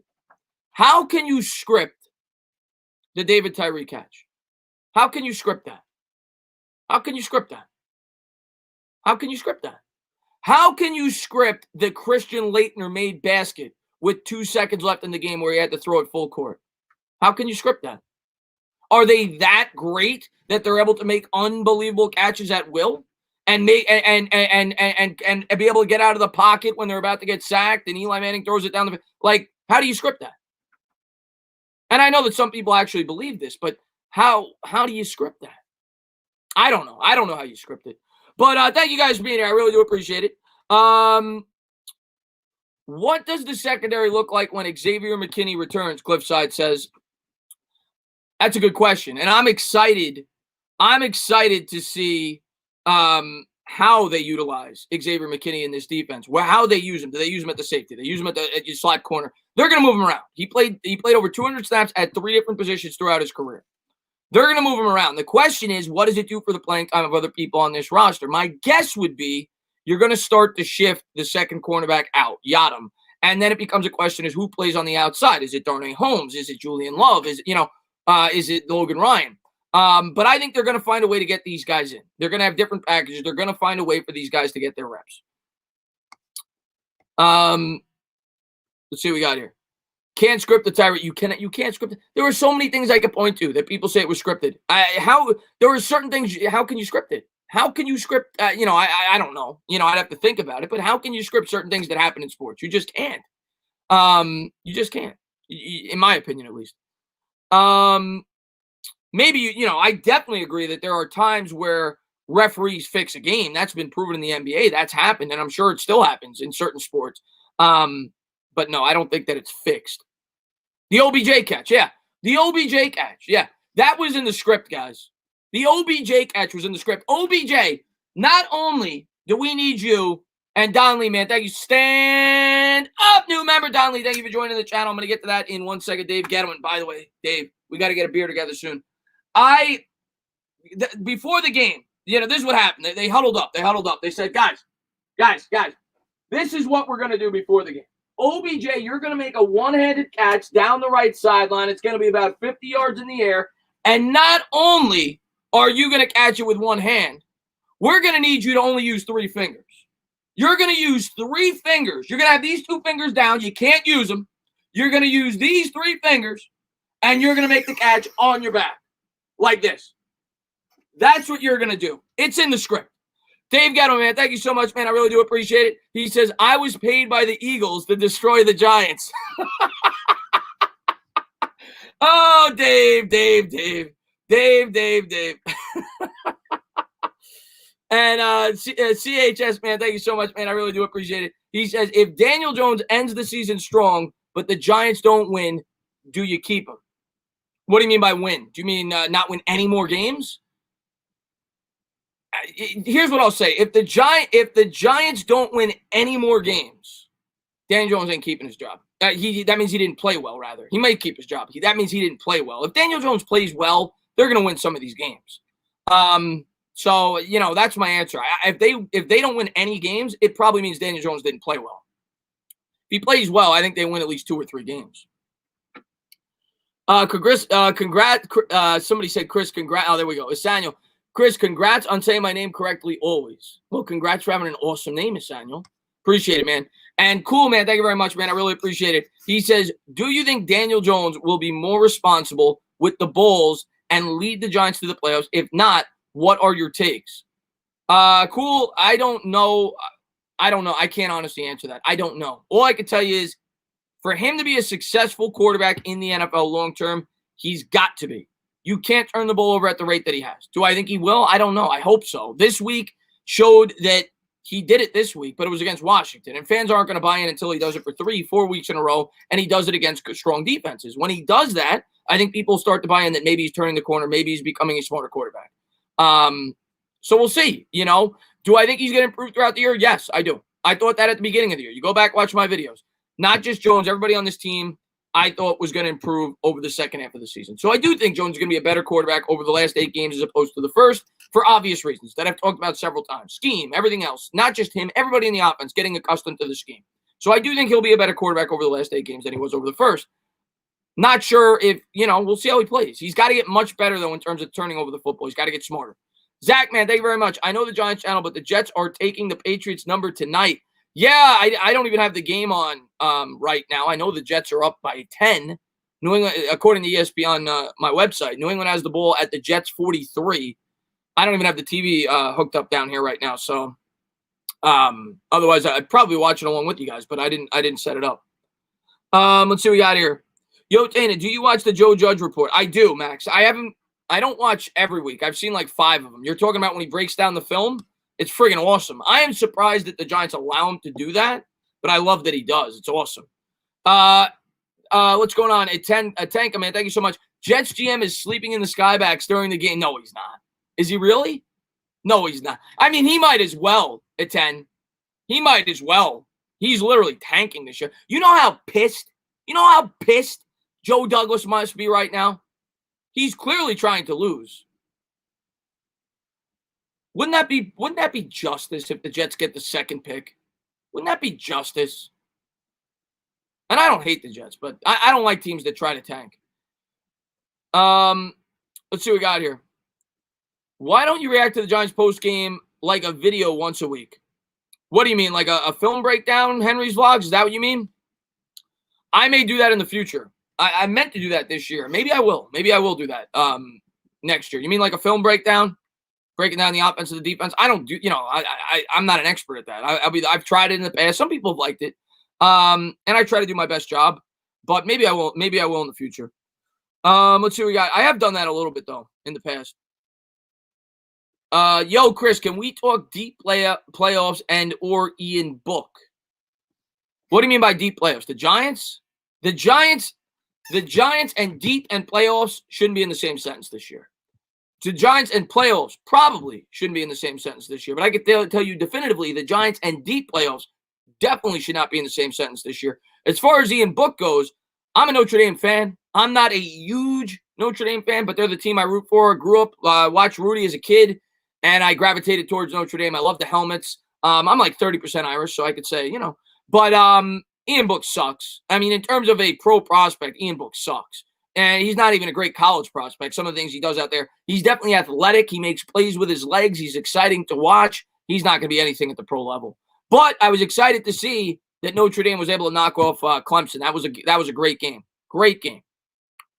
Let's see what we got here. I honestly love watching Gallman play. He runs hard between the tackles, puts his shoulder down, and gets some tough yards. Something Saquon doesn't really do, even though he's 235 pounds. I'm with you on that. I think he's a perfect complement to Saquon Barkley, the way that he's run this year. I think we need a runner like that. And, Gallman's running really hard. Gallman's running for his job. Gallman's running for a contract. And I think he's earning it. He's played great for the Giants. Alfred Morris, too. He laid the boom this week as well. Even Deion Lewis has played pretty well. The running backs have stepped up. Devontae Freeman played well. Cody, man, thank you for Cool Roadie, rather. Thank you so much. Should we get Patrick Surtain with a pick? Yeah, I was talking about him earlier at the top of the stream, Cool. And in my opinion, and everybody's entitled to theirs. Everybody has different, orders. Right now, if you ask me, with 7 games to play, I would tell you our biggest need, in my opinion, is a cornerback too. So if it was up to me right now, and we still have a long way to go, if we were picking in the right slot, I would take a cornerback. I would take Surtain if it was up to me. But that may change by year's end. Michael Mooch, man, thank you very much, man. I really do appreciate it. He says, somehow, if the Giants win the next 2 to 3 games, they go from the 4th pick to the 19th. Go G-Man. Keep up the good coverage. Michael, man, thank you so much, man. And you're right. Whoever wins this division, Michael, is going to jump, like you said, from like 7 to 18, I guess, because there's 14 teams that make the playoffs. That is going to be a huge jump. It is what it is. At the end of the day, Michael, if we make the playoffs, I'm not, in terms of having a draft pick from 18 to 7, I'm not going to go crazy. We made the playoffs. It was exciting. It was a building block. It is what it is. Now, I understand where you're going with that, though, because we're not a team that should be making the playoffs. And it kind of sucks. Let's see what we got here. Chris, sorry about your dog. I'm a dog lover. So with that being said, I won't attack your Giant. No, John, are you kidding me? Are you kidding me, John? Have fun, man. That's what this channel's about. That's what sports are about. Have fun. You're an Eagles fan. I appreciate your condolences, but have fun, man. Nothing to feel bad about. Have your opinion. You hate the Giants. I hate the Eagles. It's a part of life. I just told people because I wanted to give a legitimate excuse why I wasn't streaming. Yeah, that's why. But no, man, John, I appreciate the kind words, man. Thank you very much, man. Jeffrey, I'm doing good, man. I appreciate you popping in the stream, buddy. Let's see what we got here. I think DJ is going to bounce back this season or the next. The mistakes that are usually corrected are the ones that pain the most. I love your optimism, man, and I sure hope so, man. I'm rooting for him. I really am. You know, he's a Giant. I'm rooting for him. I really am. I'm rooting for him. I really want him to do well, man. He's been through a lot. We all know, you know, when Daniel Jones was drafted here, we all know the reaction. You know, and I was a part of it. I was not happy at all. And it had a lot more to do with Josh Allen than anything else. I was in love with Josh Allen. And I didn't think it was the right year to take a quarterback. And I think a lot of those fans not a lot, but some of those fans, no matter what, didn't even want to give him a chance. And I think from the start, there were fans that were just like never with Daniel Jones. I think there were some fans that wanted to give him a chance. And some fans were just like, you know, I didn't like him to begin with, and he's not playing well. He's 20 starts in. I'm done with him. And then there's other fans like myself right now. I didn't like him from the start. I'm trying to get behind him. I'm hoping he wins me over, and I want to give him another 8 games before I start to think about it. And you know, I feel bad for him. I thought he was put in a bad spot. And I thought he was given a really bad team in a tough situation. He probably should have never been drafted 6th overall to begin with. But I still think he'd be a good quarterback if he can mature and become a better decision maker, and we could get a good team around him. But we got to see how he plays the last half of the season. Let's see what we got here. Who gets more playing time, Mac, Tate, or Pettis? I would lean Mac or Tate. I don't think Pettis will get the most playing time. I would lean Mac or Tate. I'll probably lean Tate, but I hope it's Mac. I like the way that Mac played this week, and he's a part of the future. Tate isn't, so we'll see. Yo, Chris, Gallman is power and Barkley's speed, and to have those two would be great. Yeah, Pete, that's kind of what I said earlier. I think the way that these guys are running, whether it's Freeman, whether it's Gallman, whether it's Morse, they're all running really hard. They're getting those tough yardage. And yeah, I'd like to see some of these guys back to complement Saquon Barkley next year. Let's see. And Anish says, yo, Chris, sorry about your dog. Prayers and condolences. Us Giants fans are one big family, and we care for one another. And please, that's the best part for the Giants. Let's beat Philly, please. Yeah, and listen, I was overwhelmed with all the nice comments from all you guys. And you know, I'm proud of the community, man. I'm proud of the Giants fans, man. We all support one another. We don't always agree. A lot of the times we don't. There's a lot of topics where we're completely polar opposites on. And I'm never going to be scared to share my opinion. And anybody that's a content creator on here, I expect them to share their opinion. And any fan that's a supporter of my channel, I expect them to share their opinion. And we're not always going to agree. And that's what's great about sports, as long as you guys can have respect for one another. And I think Giants fans, by and large, really do support one another, Anish. Let's see what we got here. I'm not a fan of re-signing Saquon Barkley. It's a waste of money paying running backs. Better to draft the running back in the draft in the later rounds or sign a cheaper back. Again, I think that's going to come down to Dave Gettleman if he's still here. If Gettleman's here, there's a chance, you know, depending on how long he's going to be here, there's a chance that we keep Saquon Barkley long term. And if he's not, it's going to depend on which GM comes in and what his philosophy is. He obviously didn't draft Saquon Barkley. A lot of GMs are going to look at the positional value and they're going to say, no, a running back is not worth that price. I'm not willing to give him that. It's going to depend on the guy that comes in. And it's also going to depend on how Saquon Barkley bounces back. If Barkley comes back and he looks like he did his rookie year and he plays unbelievable, well, obviously it becomes a discussion, but he's got to prove he's healthy first. Do you think we will have the most rushing yards in the league next year if we have Gallman, DJ, and Saquon? I'll say no. I still think the Ravens, who obviously have Lamar Jackson, who rushes for like over 1,000 yards, and they run the ball a ton. I'll say no. But I do think we'll have probably in the top 10 if this offensive line continues to do what they're doing. If Saquon Barkley's healthy, I think we'll have one of the better running units in football, especially when you factor in Daniel Jones's legs on top of it. But no, I think the Ravens for sure will be above us, along with a number of other teams. The Titans, I don't know what their running numbers are this year, but they're obviously a team that focuses strongly on the run. The Seahawks are another team that focuses strongly on the run with a mobile Russell Wilson. But yeah, I think we'll be a top 10 rushing offense if Barkley's healthy and this offensive line matures how I think they will. Let's see what we got here. If we do take the division and drop down to the 18th pick, would you consider trading Barkley to move up in the draft? Todd, my answer to that, and I get asked this every stream. My answer to that is I don't think you're going to get much for Saquon Barkley. He's coming off an ACL tear, and he makes a lot of money. So I just don't think it's going to happen. I don't think you're going to get much for Saquon Barkley. I think teams are going to want to see him play before you are able to get anything for him. I just don't think it's the right time to trade Saquon Barkley, if you're going to trade him. I talk about it all the time. If I'm a GM, I'm not trading a guy when he's at his all-time low. And right now, Saquon Barkley's at his all-time low. I think that's foolish. Unless it's there's different circumstances. If there's a guy you just got to get off the team like Antonio Brown, you trade him. But Saquon Barkley's not that player. So right now with Barkley being banged up, to me, it doesn't make sense to trade him. It's not the right time to do it. If Barkley comes back and he proves he's himself and he's playing like his rookie year, and you as an organization come to the conclusion we're not keeping Saquon Barkley, that's when I would look to trade him, not right now. Let's see what we got here. I was already asked this today as Samuel. I don't know the answer to that. If Gettleman's back, I would say Leo. He's a Gettleman guy. If Gettleman's not, and maybe they bring both back, but I hope not. I don't think they have enough cap space to bring both back and fill in some of the other needs on the roster. I would lean Leonard Williams right now. If Gettleman is back for sure, I would lean Leonard Williams. I would slightly lean Leonard Williams right now. But they had an opportunity to trade Dalvin, and they didn't do it, supposedly. So, I don't know. We'll see. Jason Garrett. What's going on, JG? Hold on, I'll get to you once. Let me take a sip of my coffee, all right, Jason? Hold on. He says, the entertainment talk of sports. Do you think my coaching was good?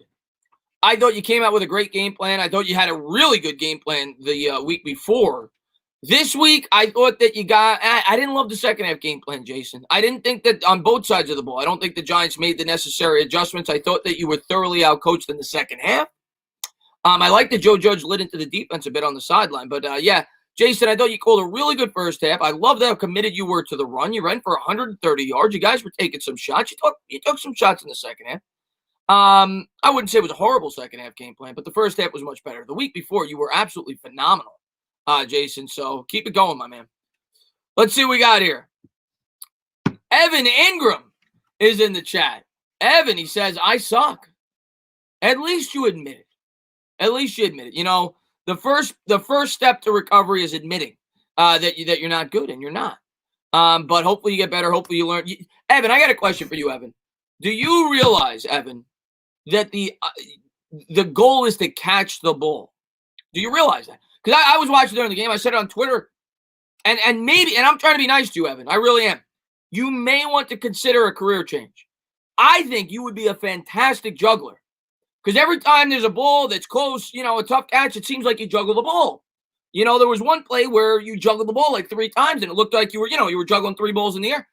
You might want to consider working for the Ringling Brothers. I think you would do great at that. And cool, man. Thank you so much, man. I really do appreciate it. He says, why do we suck at zone defense? Your guess is as good as mine, because we don't have great cornerbacks. That's why. I mean, at the end of the day, that's the main reason, cool. We don't have great cornerbacks. And we had young cornerbacks last year. We had a cornerback last year with DeAndre Baker, who had never played zone in his life. He played man press, well, not in his life, but he predominantly played man press well at Georgia, and it didn't work for him at all. But our quarterbacks aren't very good, man. And Michael, man, thank you so much, man. I really do appreciate it. He says, how's the coffee made? I do have a Keurig, actually, and the Keurig is phenomenal. I've got next time I'm on, I'll bring them down. I got tons of I love the Keurig. It's so convenient. And Evan, man, thank you very much. He says, no, am I supposed to catch the ball? I didn't know. There you go. We just solved it. Sign Ingram to a long-term extension. Now he knows he has to catch the ball. So we should be good to go. You're great at everything else. Well, you got to block too. Do you realize that in your job description, you're supposed to block too? You are a tight end. But if you can do both those things, let's give you an extension. Test fighters, man, thank you very much. I appreciate it. With a young O-line, the playoffs may not happen. I'm not expecting playoffs. I think that playoffs are a legitimate possibility if we win the next 2, but I'm not expecting playoffs. And with a young O-line and a young team, you shouldn't expect it going into the year. But we'll see. It's possible. Our division is that bad. It's possible. I did it. We solved the problem. Evan Ingram, he will be here long term. Now, I am confident. He knows now he has to catch the ball. I'm glad that I was able to drill it into his head. Let's take out the Jets game. Patriots down 7 with the ball. 5 minutes to go in that game. Let's see what we got. Evan Ingram is great at everything besides catching, blocking, and yeah, he's good at everything but what he's supposed to do. Let's see. Luke Hollis says, Tana, here comes the toughest question of the night. Give your grade on Bad Dog Sunday. Luke, I didn't get to watch the stream. I was watching the game. I was kind of zoned out. I was just watching the game, so I didn't get to watch the stream. But I'm sure that Bad Dog did a great job. Bad Dog always gets an A. He does a great job. He's my partner in crime, so I'm sure he did a great job. I'll give him an A. I didn't get an opportunity to watch it, but I'll give him an A. I'll give him an A. And if you guys haven't done so, please hit that thumbs up, subscribe, ring the bell. Somebody told me I'm at 300 likes now. I never get to see it while I'm live. So thank you guys. Thank you guys for all the support. Thank you guys for being here. I see Kristen Orr's in here. And, okay. BTC, isn't that Bolt Tortures? I don't even know what that is. But Kristen Orr, thank you for being here, man. Let's see what we got here. What's going on, Zeke fan? Thanks for popping in the stream, man. What's up, bro? What's going on, my man? Not your Cowboys. Not my Giants either, though. I'm a huge Saquon fan, but it's statistically proven that once a player tears his ACL, they never come back 100. Well, in most cases, it is. Adrian Peterson came back. In most cases, you are correct. Let's see what Davey G had to say. I told you guys you would think I'm crazy. I drafted a water boy from Duke who will suck for you. Dave, you can't be bashing. You can't be bashing the 6th overall pick. You made that pick. You can't call him a water boy. Meat Church, thank you very much. He says, hot pastrami on rye or chicken parmesan here. Ooh, I love both of those, actually. I'm a huge pastrami on rye guy. All right, on a hero, I'm going with the hot pastrami on the rye.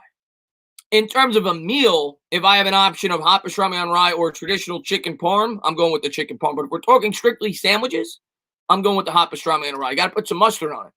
But I'm a big pastrami on the rye guy. Let's see what we got here.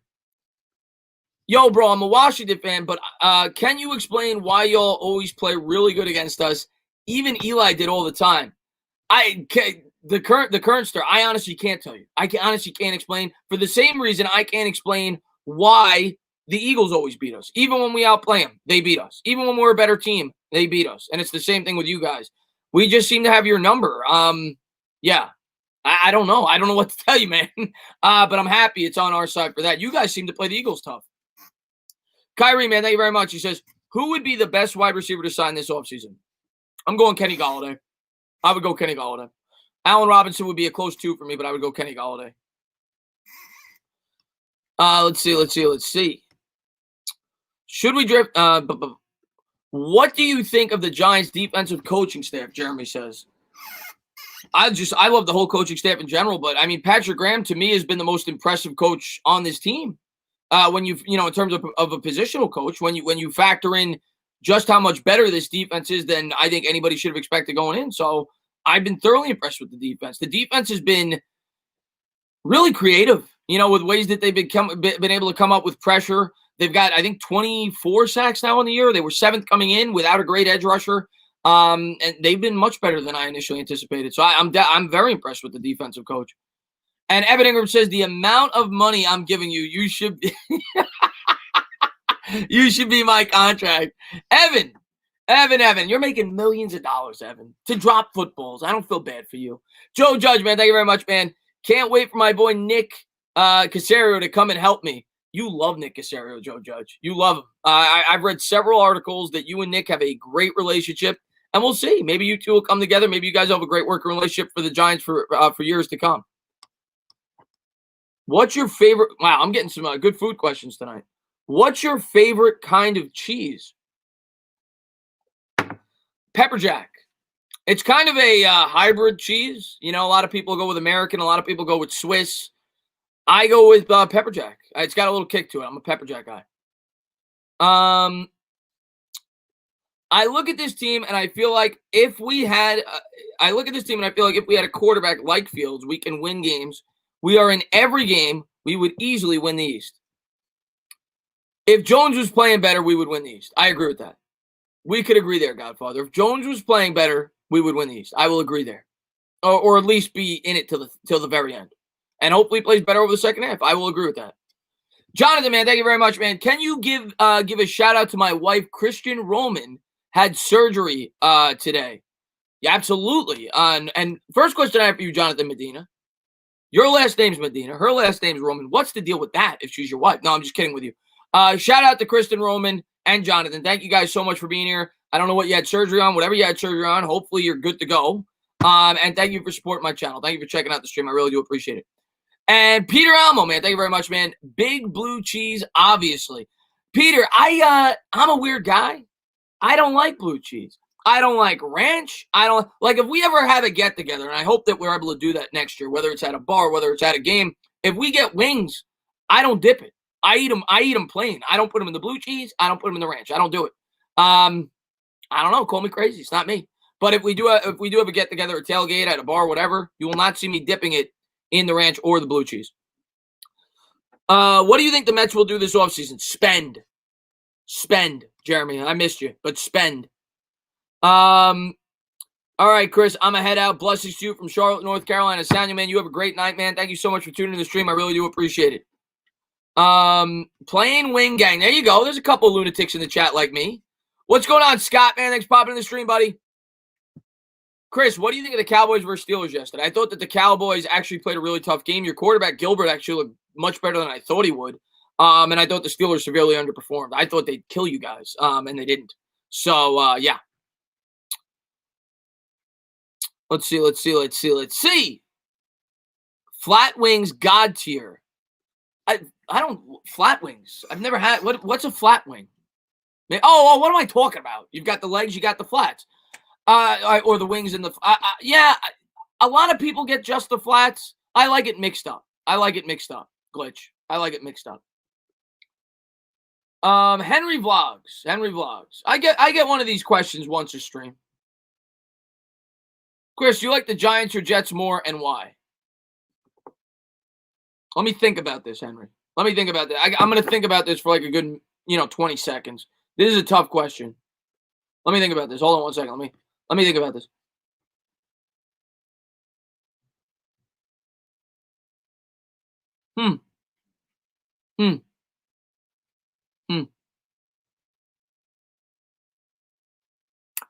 I'm going to go.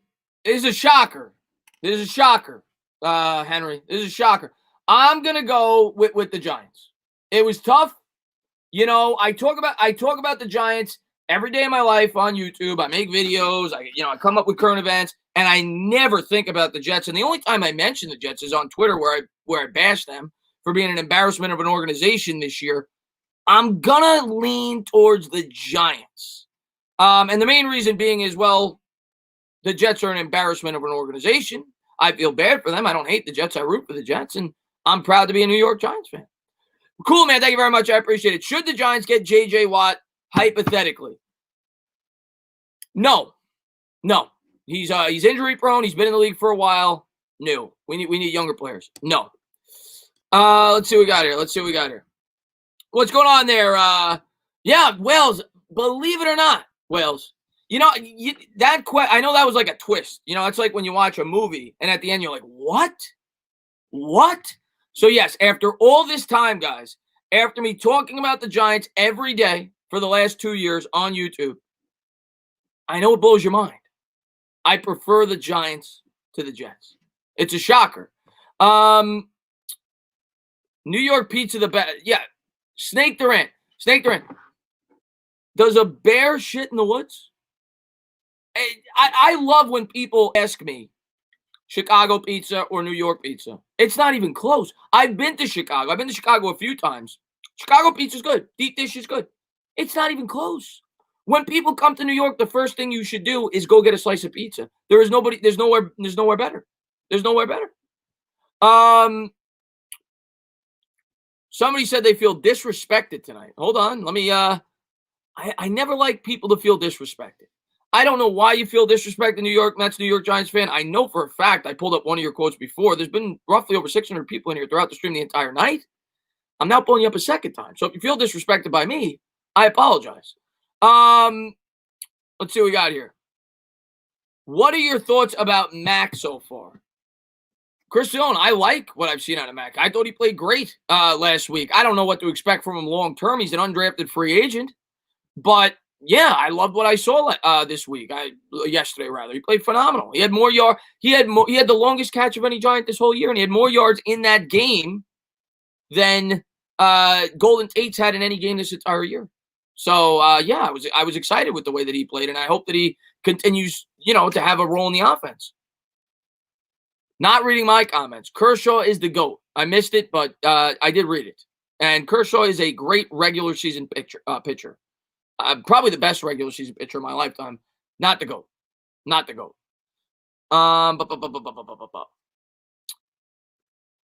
Whom should the Giants take in 2021 free agency? I get asked this all the time. I got to see who becomes available, T. Grant. I got to see what wide receivers are available. I got to see what edge rushers are available. I got to see what cornerbacks are available. I got to see who's franchise tag. I got to see who's not. I got to see what the plan is in the draft. I got to see where we're picking. But, if you're asking me if we're going to spend a lot of money at a specific position, say you ask me if we're going to be spending a lot of money at the wide receiver, who should we be taking? I'd be leaning Kenny Golladay.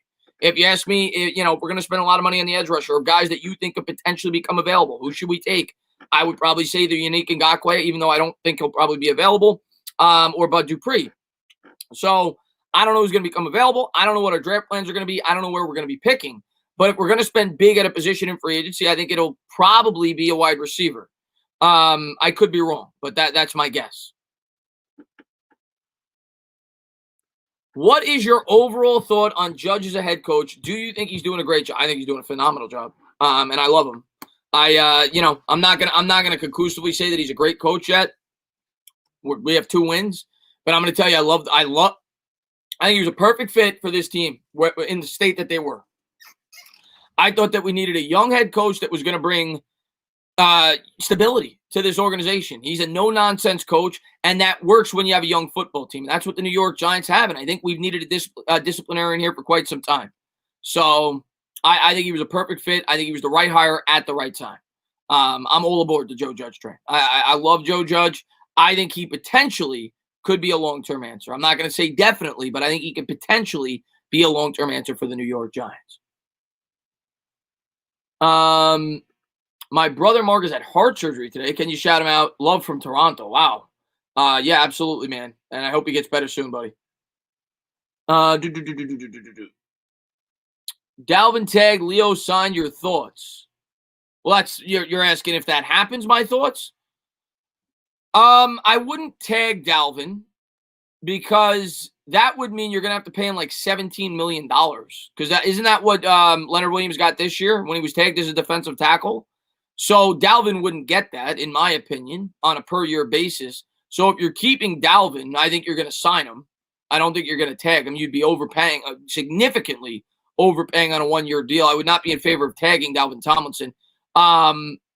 Signing Leo, I think it's trending that way, especially if Gettleman's back. Like I've said throughout the stream, if Gettleman's back, I think it's trending that way that Leo's going to be signed. Let me take a look at the score for the Jets game, by the way. New England has the ball with 4 minutes to go with the Jets 34. So we'll see if New England can close out that game, or could come back, rather. How do I feel about Pettis? I like Pettis. I thought that it was a smart signing by the Giants. He's a high upside signing. I was in favor of it. I like the signing. Again, who knows what we're getting? He hasn't done much in the NFL since his rookie year, but you got nothing to lose. You're not paying the guy anything. Chris, do you think the Giants should look into court? Yeah, I did a video on that, all around highlights. By the way, check out his channel, by the way. I did a video on that going into the year in the offseason when the Titans did not elect to extend him on his rookie deal. When they didn't give him the 5th-year option, I think he'd be a really good fit. He's actually having a really good year. He's only played 5 games this year for the Titans. He's got about 335 yards, I think, and 3 touchdowns. I like him. I think he'd be a good fit here. It comes down to dollars and cents for me, though. You know, if he's in near the same ballpark as some of these other guys, no. If I want a more cost-effective guy with upside that's still young, that's tall, that could fill a role on this team, I think he could make sense. I like Corey Davis. I think he's a good wide receiver. Let's see what we got here. is there anything good that would come out of winning this division besides a bad draft pick? Yeah, I think starting to learn how to win football games, a team that's growing.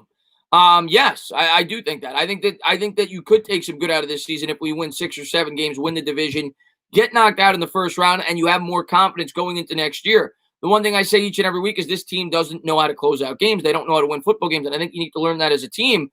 So, yes, I do think that. Now, I understand the logic behind it. If you're picking 6th, you obviously have a much better chance at improving your team via the draft than if you're picking 18th.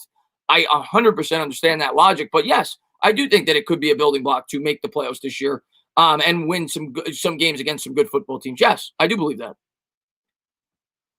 I've seen Eagles Nation now write this, I don't know, 10 times. Giants suck. And they do suck. But I laugh. I laugh when Eagles fans come into my streams and they tell me that the Giants suck. The Giants, the last couple of years, weren't the team that people were saying is going to finish top 5 in the league. The Giants weren't the team that, every Eagles fan last year, 13-3, 14-2. This year, we're going to the Super Bowl. Oh, we're great. You guys suck. You're the team that's underperforming. You're the team that has a horrible cap situation going forward. You're the team that's paying a quarterback $40 million a year or $33 million a year that can't hold on to the football. Not the Giants. The Giants are rebuilding. The Giants are supposed to suck. So, yeah, we suck. And so do you. Let's see what we got here.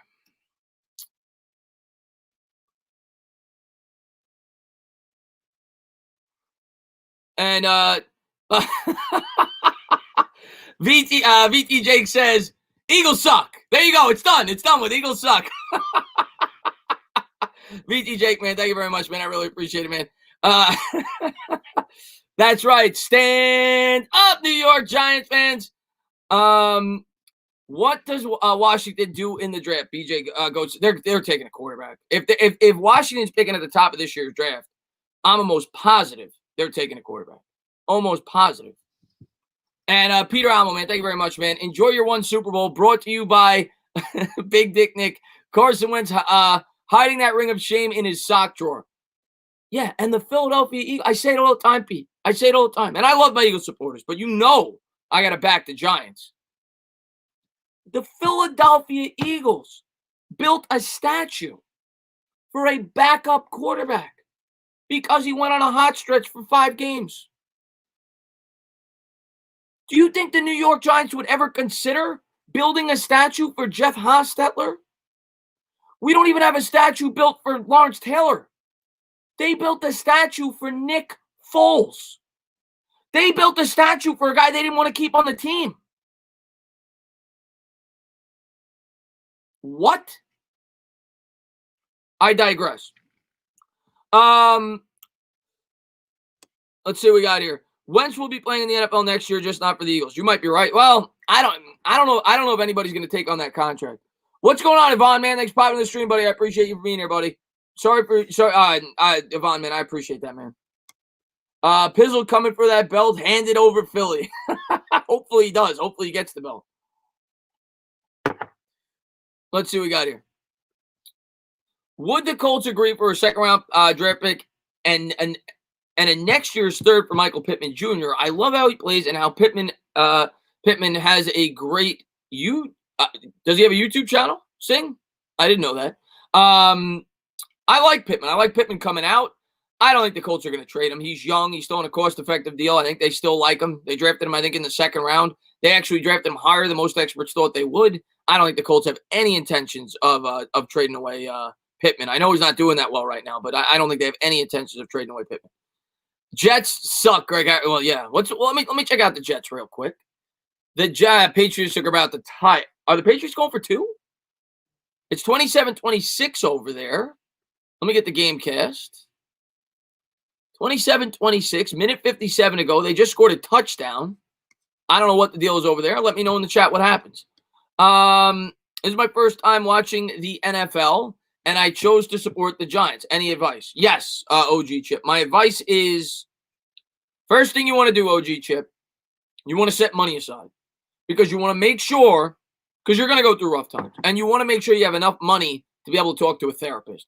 So if you just started rooting for the New York Giants, make sure you set aside a budget for, like, I don't know, $500 a month to be able to talk to a therapist weekly during the NFL season. That's my first bit of advice. If you're just becoming a New York Giants football fan. And it's 27-27. There you go. Thank you guys for letting me know. I do appreciate it, guys. Root for a different root for a different team. Save yourself. No, I love the New York Giants. I love the New York Giants. Let's see what we got here. No budget needed. That's what the streams are for. That's true. I kind of am. I kind of am a therapist in a way. But let's see what we got here.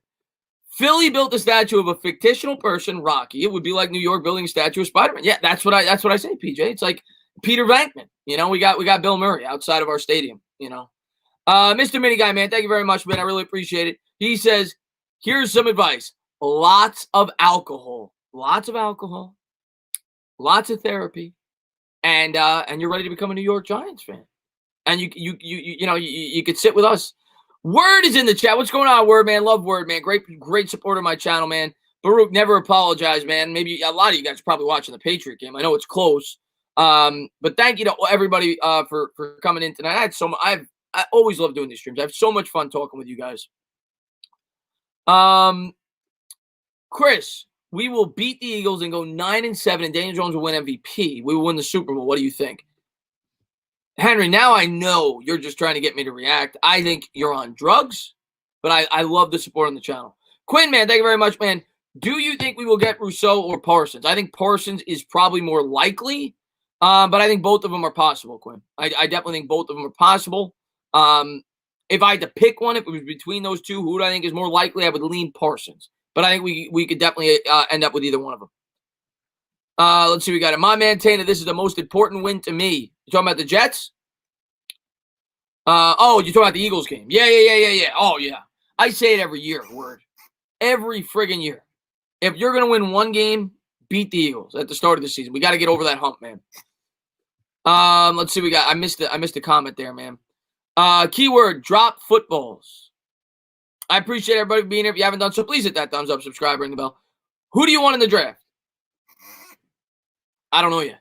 I don't know yet. You're going to get I promise you, if you watched my channel last year, Kabah, you're going to get my answer at the end of the year, and you're going to get my answer over and over and over and over again. So right now, I'm not 100% sure. Last year, I wanted an offensive tackle, and you heard about it for 3 months. This year, when I know, I'm going to let you know, and I'm going to tell you every day for 3 months. But I'm not 100% sure yet. What's going on there, Pons, man? Thanks for popping in the stream, buddy. Draft a cornerback and sign Allen Robinson. Right now, if you ask me right now, I'm leaning cornerback. If you ask me right now, I'm leaning cornerback. But I don't know where we're picking at. My opinion will change based on where we're potentially picking. I want to say hello to Giants Girl in Florida. Thank you for tuning in the stream. I try to say hello to everybody. As many people as I could possibly see. So I want to give her a shout out. See, she's in here. Coffee lovers in the chat. What's going on? By the way, I'm a coffee lover. So thank you. The Entertainment Talking Sports. Hello, Morse God. If you remember, I am the Crazy Loon, formerly known as. Are you kidding?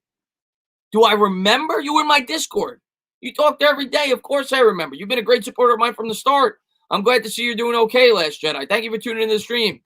And I'm glad to see that you picked up the habit of drinking coffee like myself. We're both coffee lovers. We get along. Thank you for tuning in the stream, Jedi. I really do appreciate it. VT Jake is in the stream. What's going on, my man? He says, Brady's successful because of Belichick or vice versa. I think both. I think they both needed each other. Yeah, I think it's both. I think Belichick's a phenomenal head coach. I think Brady's a phenomenal quarterback with an unbelievable work ethic, but I don't think either one of them is near as great as the other without the other guy. So that's my answer to that. I used to say Belichick was much more important. I literally think it was dead even. I think they needed each other. Chris, are you ready for the? Oh yeah, I'm ready for the next draft. I'm probably gonna have a video up on that. I know the draft's really soon.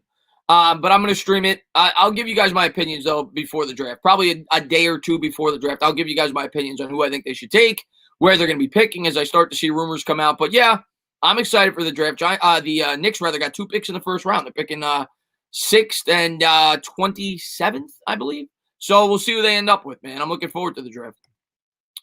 Am I a Ranger fan? I am not. I'm not really a hockey fan. I don't hate.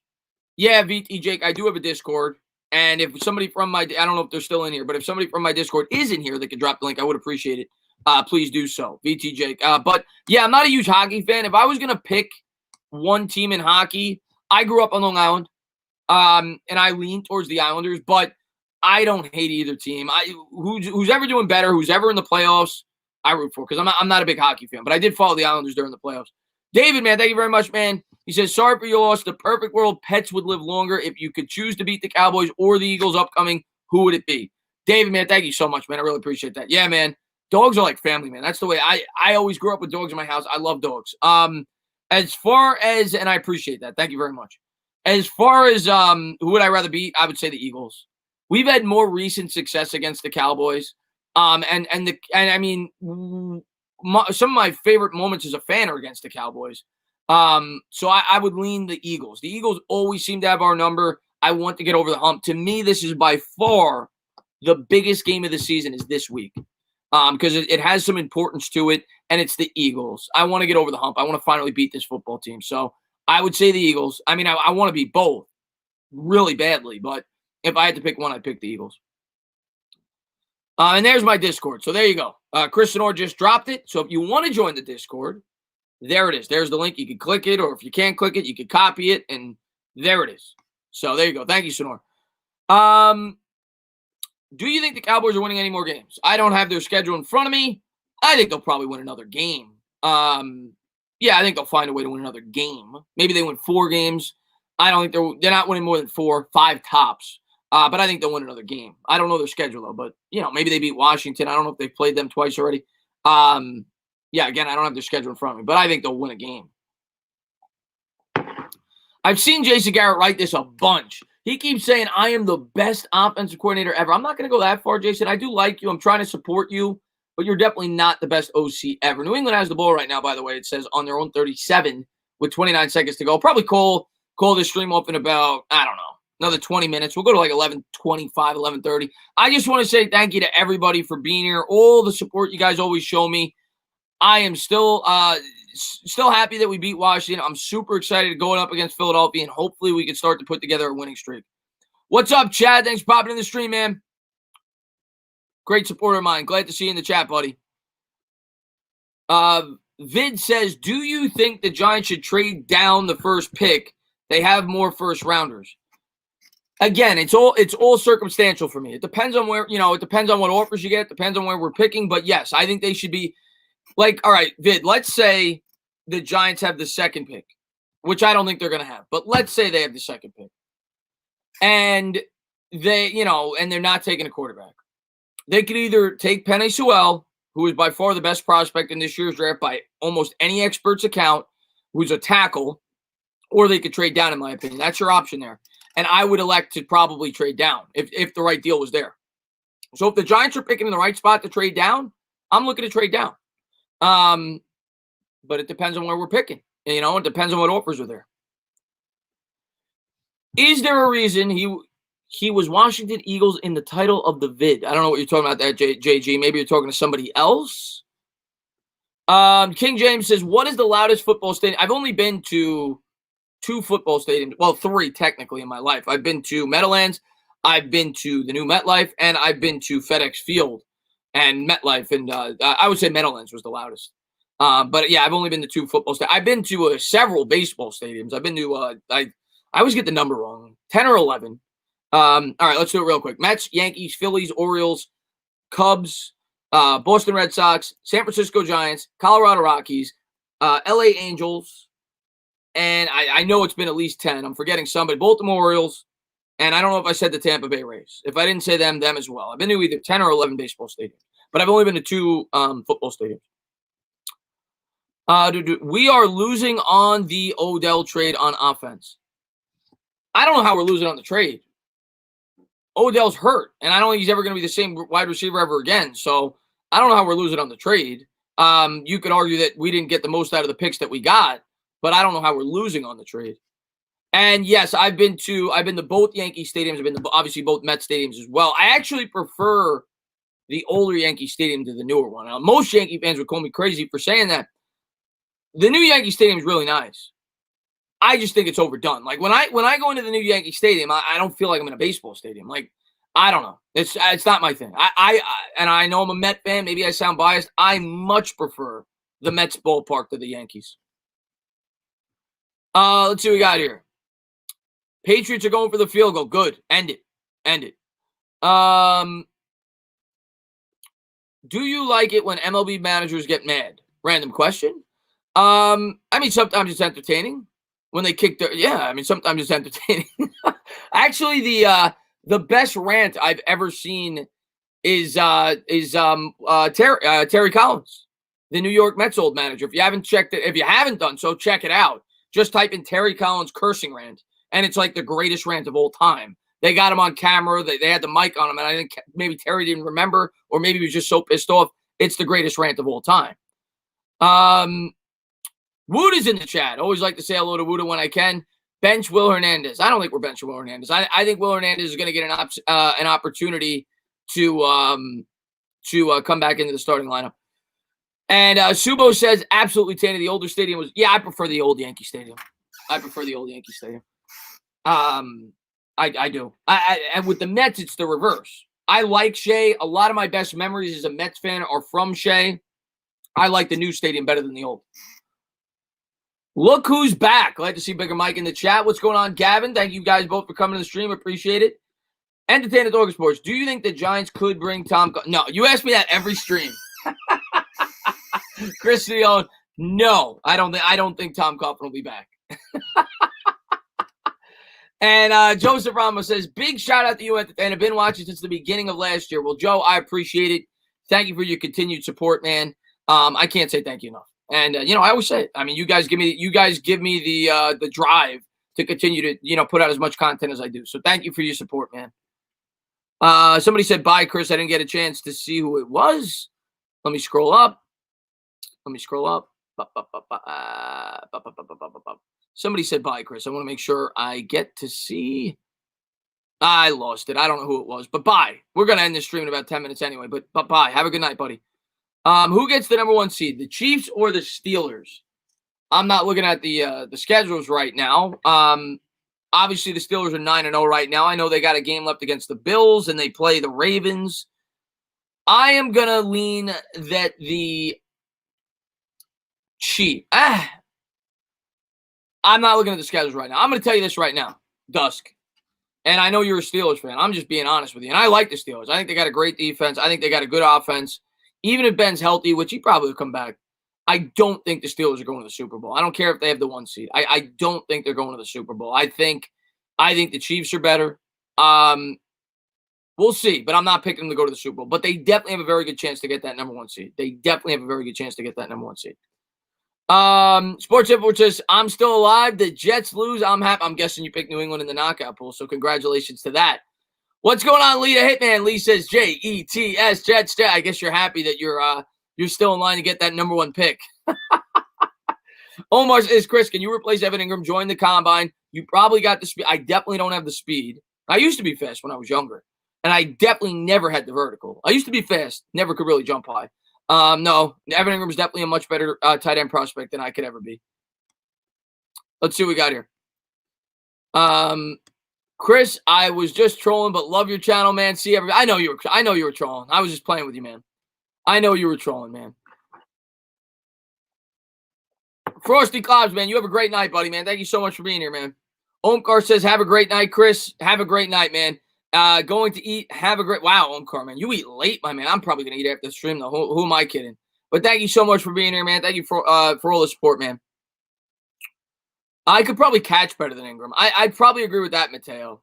I'd probably agree with that. I could probably catch better than Ingram, but I can't run routes better. I can't jump higher, and I can't get open. I want to say hello to Sugar Tots, by the way. I want to say thank you for being a member of the channel. I don't know if I shouted you out earlier. Thank you for being here, buddy. Somebody asked, will I stream the NBA draft? Yes, I plan on streaming the NBA draft. I got to see how it fits my schedule, but I'm pretty sure I'm going to stream the NBA draft. Probably start to finish because the Knicks have two first-round picks, one at the beginning, one at the end. So I'll probably stream the NBA draft. I'm not an expert. I have my opinions on who they should take early. But yeah, we'll have some fun. We'll stream the draft together. Absolutely. And VT Jake, man, thank you so much, man. I really appreciate it. He says, I asked the question to Bad Dog, but what do we trade Ingram for? 32 rep. I'm headed out. Good night. See you Sunday. Eagles suck. I'm with you, VT Jake. I know a lot of Giants fans want to trade Ingram any way possible. Any chance they could get, they want to trade him. And I understand it. And he hasn't played well. But whenever you want to trade a person, you have to realize that means that most teams probably aren't going to give up much to get him. So I don't think it's the right time to trade him because you're not going to get much for him. So, yeah, I don't think we're trading Ingram because I don't think you're getting near what you'd want if you were going to trade a player like Evan Ingram. So I'm with you. Are you a bigger baseball? Okay, here we go. Are you a bigger baseball or football fan? It's really close. Here's what I'll say. I would say football, and the reason why is this. This is how I always break it down. When I'm watching the Mets, and when I'm watching the Giants, and when I'm watching the Knicks, I'm equally invested. Like, I love all three teams pretty much equally. Like, they're like my children. That's the way I always say it. Like, I don't really love one over the other. Like, I love all three of them. But I could watch any football game and be into it. I can't say the same thing about the other two sports. So I would say football is one for me. But in terms of my teams, I am just as much invested in a Mets game as a Giants game. Let's see what we got here. It's funny how the OB girl fans forget about Jabril Peppers came. Oh, you talking about Odell Beckham? Pons, man, thank you very much, man. Tana, I love you, bro, and I hate Philly as much as the next guy, but you can't hate Rocky. The Italian Stallion is a legend. Pons, I freaking love Rocky. Rocky's one of my favorite movies of all time. I like to pick on the Eagles a little bit for their statues, but Rocky's one of my all-time favorites. It's probably my favorite sports movie. It's definitely my favorite sports series. I absolutely love Rocky. Rocky's phenomenal. As a matter of fact, I did a movie review on Rocky with me and my brother. We both love it. Absolutely love that movie. Chris, do you believe the rumors that Dave Gettleman will be drafting Justin Fields next year in the draft and possibly trading Daniel Jones? I don't know where you heard those rumors, Anthony Manzano. If Dave Gettleman is the GM, I would be shocked if he drafts a quarterback. Because if Dave Gettleman's the GM, that would mean he'd be admitting that he screwed up. He drafted Jones 6th overall. If Gettleman's the GM, I don't believe a single rumor that says that he would draft another quarterback. Now, if you're telling me there's rumors that another guy would come in and draft Justin Fields, there may be some legitimacy to that. But Dave Gettleman ain't drafting a quarterback. There is no way he's drafting a quarterback. I haven't done. I'm gonna get more content up on the movie channel soon. I haven't done content in a couple of months, probably after the football season when I have more time. But it's called the Entertainer Talking Movies, Johnny. Me and my brother. I haven't made content in a couple of months. He's busy with the wedding. I'm busy, with my sports stuff. But Entertainer Talking Movies, same way, spelled just with talking movies. Do you think Ingram will get revenge on the Eagles on Sunday, or will he just? I hope he gets revenge. He's got to learn to catch the football, man. Chris hiding Greg. Greg's busy, man. Greg's getting married. Greg's getting married in like 2 weeks. Roldy says Gettleman would never admit his mistakes. Roldy, no GM would. If we're being fair, no GM would. You tell me, and now if you want to tell me a GM would draft a quarterback 4 years after the fact, but what GM would draft a quarterback just 2 years after he drafted one in the first 6 picks? No GM would. That's not singling out Gettleman. No GM would. No, the Cardinals did not. The Cardinals moved on. The Cardinals had a new coach. They had a new GM. It was not the same GM. I don't think it was. I could be wrong on that. I don't think it was the same GM. Maybe I'm wrong on that. Maybe I'm mistaken, Roldy. And Ryan Clay, man, thank you so much, man. I really appreciate that. He says, hello there. Had my fishing trip at the Hudson today. Yeah, hold on. I'm not at the Hudson right now for you, Ryan, but I'm gonna try. Oh, let me see if I can reel in one of these three-eyed fish from the Hudson River. Nah, they don't taste that good, Ryan. They don't taste that good. The Cardinals had the same GM. So I'm shocked by that then. I'm shocked by that they would do that. Most GMs would not do that. Most GMs would not do that. Chris, great stream tonight. The Entertainment Organ Sports. I really appreciate that, Chris Leone. Chris, I guarantee you, no matter how bad DJ plays for the next 2 years, we won't draft the quarterback. I will not guarantee that, but I will say I am leaning that way, Snorsy. But I will not guarantee that. If we get a new GM, anything could happen. I am leaning that next year Jones will be our quarterback, though, at least for next year. Michael, man, thank you very much. I appreciate it. Did you catch any of Carton today? Definitely missed him on the Fan. I prefer him in the mornings instead of with Evan. I did not, Michael. I did listen to the Fan a bit, but it was earlier today. I do want to listen to him, though. So, matter of fact, I'll probably listen to him tomorrow. I'll probably make it a point to listen to him and see how I think he works with Evan. That is definitely a weird pairing. I'm interested to see how that works out. Yeah, I always like Carton. I think he's better suited, like you said, for the morning show. Because to me, he's not really a sports guy. Like, he's definitely a guy that, he's got opinions. But I don't really come to him for sports. I come to him more for entertainment value. And I feel like that's better suited for the morning. I don't know how I'm going to feel about him in the midday. I think he's better suited for the morning. Let's see what we got here. Can the Giants trade Evan Ingram and a pick for David Njoku? He hates Cleveland. Yeah, people have talked about that potential trade for a while. Get 2 guys. You know what, Roldy? You're probably right. I got to look into this. Because I thought that they made you're probably right. I'm going to look into it. Arizona Cardinals general manager. You're probably right. Let's take a look.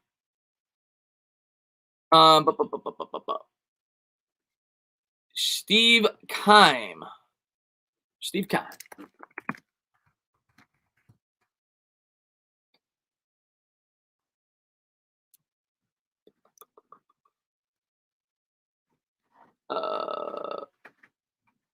You're right. That to me, I'm sorry, and it worked out. Most GMs ain't doing that. Not only did he draft a quarterback, he traded up to get him. More power to him.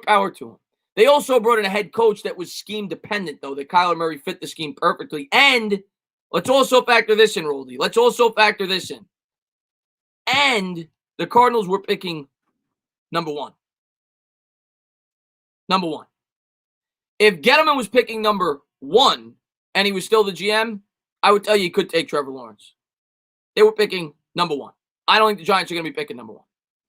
And they don't have a head coach that has a scheme specific that a quarterback in this draft would be perfect for. Like, it was just a perfect fit.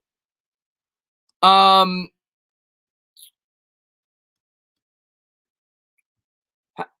is GMs do whatever the owners tell them? Well, then that's a bad owner. Ownership should never have say in what the GMs do. The Knicks had that problem for years. Taney, you going to the Cincy game? I am not, Joseph Balby. Brendan, yeah, I'm gonna listen to Steve Cohen's press conference tomorrow. And if there's anything cool that comes out of it, I'll probably talk about it. I'll probably make a video on it. But yeah, I'm excited to hear what he has to say. I'm excited to hear about the direction of this team. Obviously, the Mets got rid of everybody in the front office. So I'm excited to see where the Mets are going, man. I'm excited to see what the message is. I did. Yes, I have. You asked me if I started watching The Boys. Yes, I watched The Boys. I absolutely love The Boys. Fantastic show. Loved it. Yeah, the GM brought in Kingsbury specifically because Kyler was their guy, I think. Yeah, and the other thing is they didn't know if Murray was coming out, and they were picking first. Like I said, if we're picking first, yeah, maybe Gettleman would take a quarterback if he stayed on. I don't think Gettleman would still be here if we were picking first, though. Grim, man, thank you very much. I appreciate it. Max number of games we could win realistically. Okay, realistically, the max. And when you say max, that means everything breaks right. The max. I think we could win the next 2. I think we could beat Dallas. So you're already at 5, and I'll say we could win 1 of the remaining games. I'll go realistically, I'll say 6. Maybe some people would say 7. I'll say 6. Realistically speaking, we could beat Dallas. We could beat Philly. we could beat Cincy. That gives you 5. And realistically speaking, I think we could pick off one of the other 4 games, whether it's Cleveland or whether it's Arizona. Do I think it's going to happen? No, I'm picking 4 wins. But realistically speaking, I'll say the max is 6. And I got us at 4.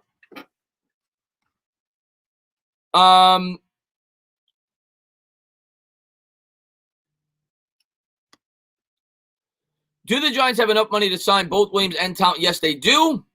But if they do, they don't have enough money to bring in players to fill in other needs, like wide receivers, edge rushers, things like that. So they're going to have to determine if those players are worth bringing in and not potentially signing somebody else. But they do have enough. If they, they're going to be able to maneuver cap and cut guys. They'll have enough money to be able to sign both those guys if they wanted to. Any free agents or draft prospects you would like to improve this defense? Surtain, the corner. I definitely got my eyes on him. Rousseau, Parsons, those are the guys. I mean, right now, those are the guys I'm looking at if we're going defense in the first round. Linebacker, edge, corner. I have watched American Psycho. Yes, I have. You talking about the movie? If it's the show, no. Off the top of your head, Chris, who's not back next year for sure? I don't think I could answer for sure because I don't know who the GM's going to be. And we don't have a lot of pending free agents. But if you ask me who do I think is the most likely guy, I don't think Golden Tate's going to be here. I've thought that from the beginning. I thought they were going to cut him even before this stuff came out. I don't think he's a part of the future. I think he makes a lot of money. I think he'll be cut. So I don't think Golden Tate's going to be here. I would say him. I would say Golden Tate. I think Solder might be back, as crazy it sounds, unless we can't trade him. Zeitler, there's a good chance won't be back. He makes a lot of money. We've drafted at that position. So I would lean Tate. I would lean Zeitler. And I would say I don't think both Dalvin Tomlinson and Leonard Williams are going to be back. I'll say one will be back. So I'll say those 3 players. One of those 2, I think Zeitler's probably gone, and I think Golden Tate is definitely gone in terms of the impact players. Let's see what we got here. I think they pay both Williams and Tomlinson and draft a pass rusher and a legit wide receiver. It's possible, Anthony. At the beginning of the year, I thought there was no way. I think it's possible. I think they could. I don't think it's extremely likely, but I think it's possible. But guys, it is 11:27. I agree with you, Roldy. By the way, you said he's not worth. I agree with you, actually, on that. But I think he's going to get it if Gettleman stays on. And I wouldn't cry about it. I think he's probably more in the $14 to $15 million range. But I think he's going to get it. But we'll see.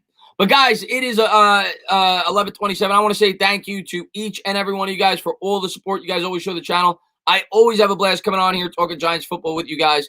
Thank you guys for everything that you do for my channel. I'm sure I'll have some videos up throughout the week. We're playing the Eagles. We're going to be pumped up. I'm going to be live on Bad Dogs this week for Talking Giants, and the game will be on my channel because it was supposed to be this week, but obviously everything came up. So the Eagles game will be here. We'll be on Bad Dogs for Talking Giants. I'm going to be on Mike's, I think, tomorrow. Mike Too Nice's channel will be on tomorrow, actually. That'll be doing tomorrow. That's usually around 5 or 6 o'clock. So we'll be talking about the Giants for about an hour over there. And like I said, I'm sure I'll have some videos up. Thank you guys for all the support. Thank you guys for being here. And we'll talk soon. You guys have a great night. All right? And as always, if you like what you watch, please subscribe. Drop a comment. Maybe give me a little thumbs up. Cheers.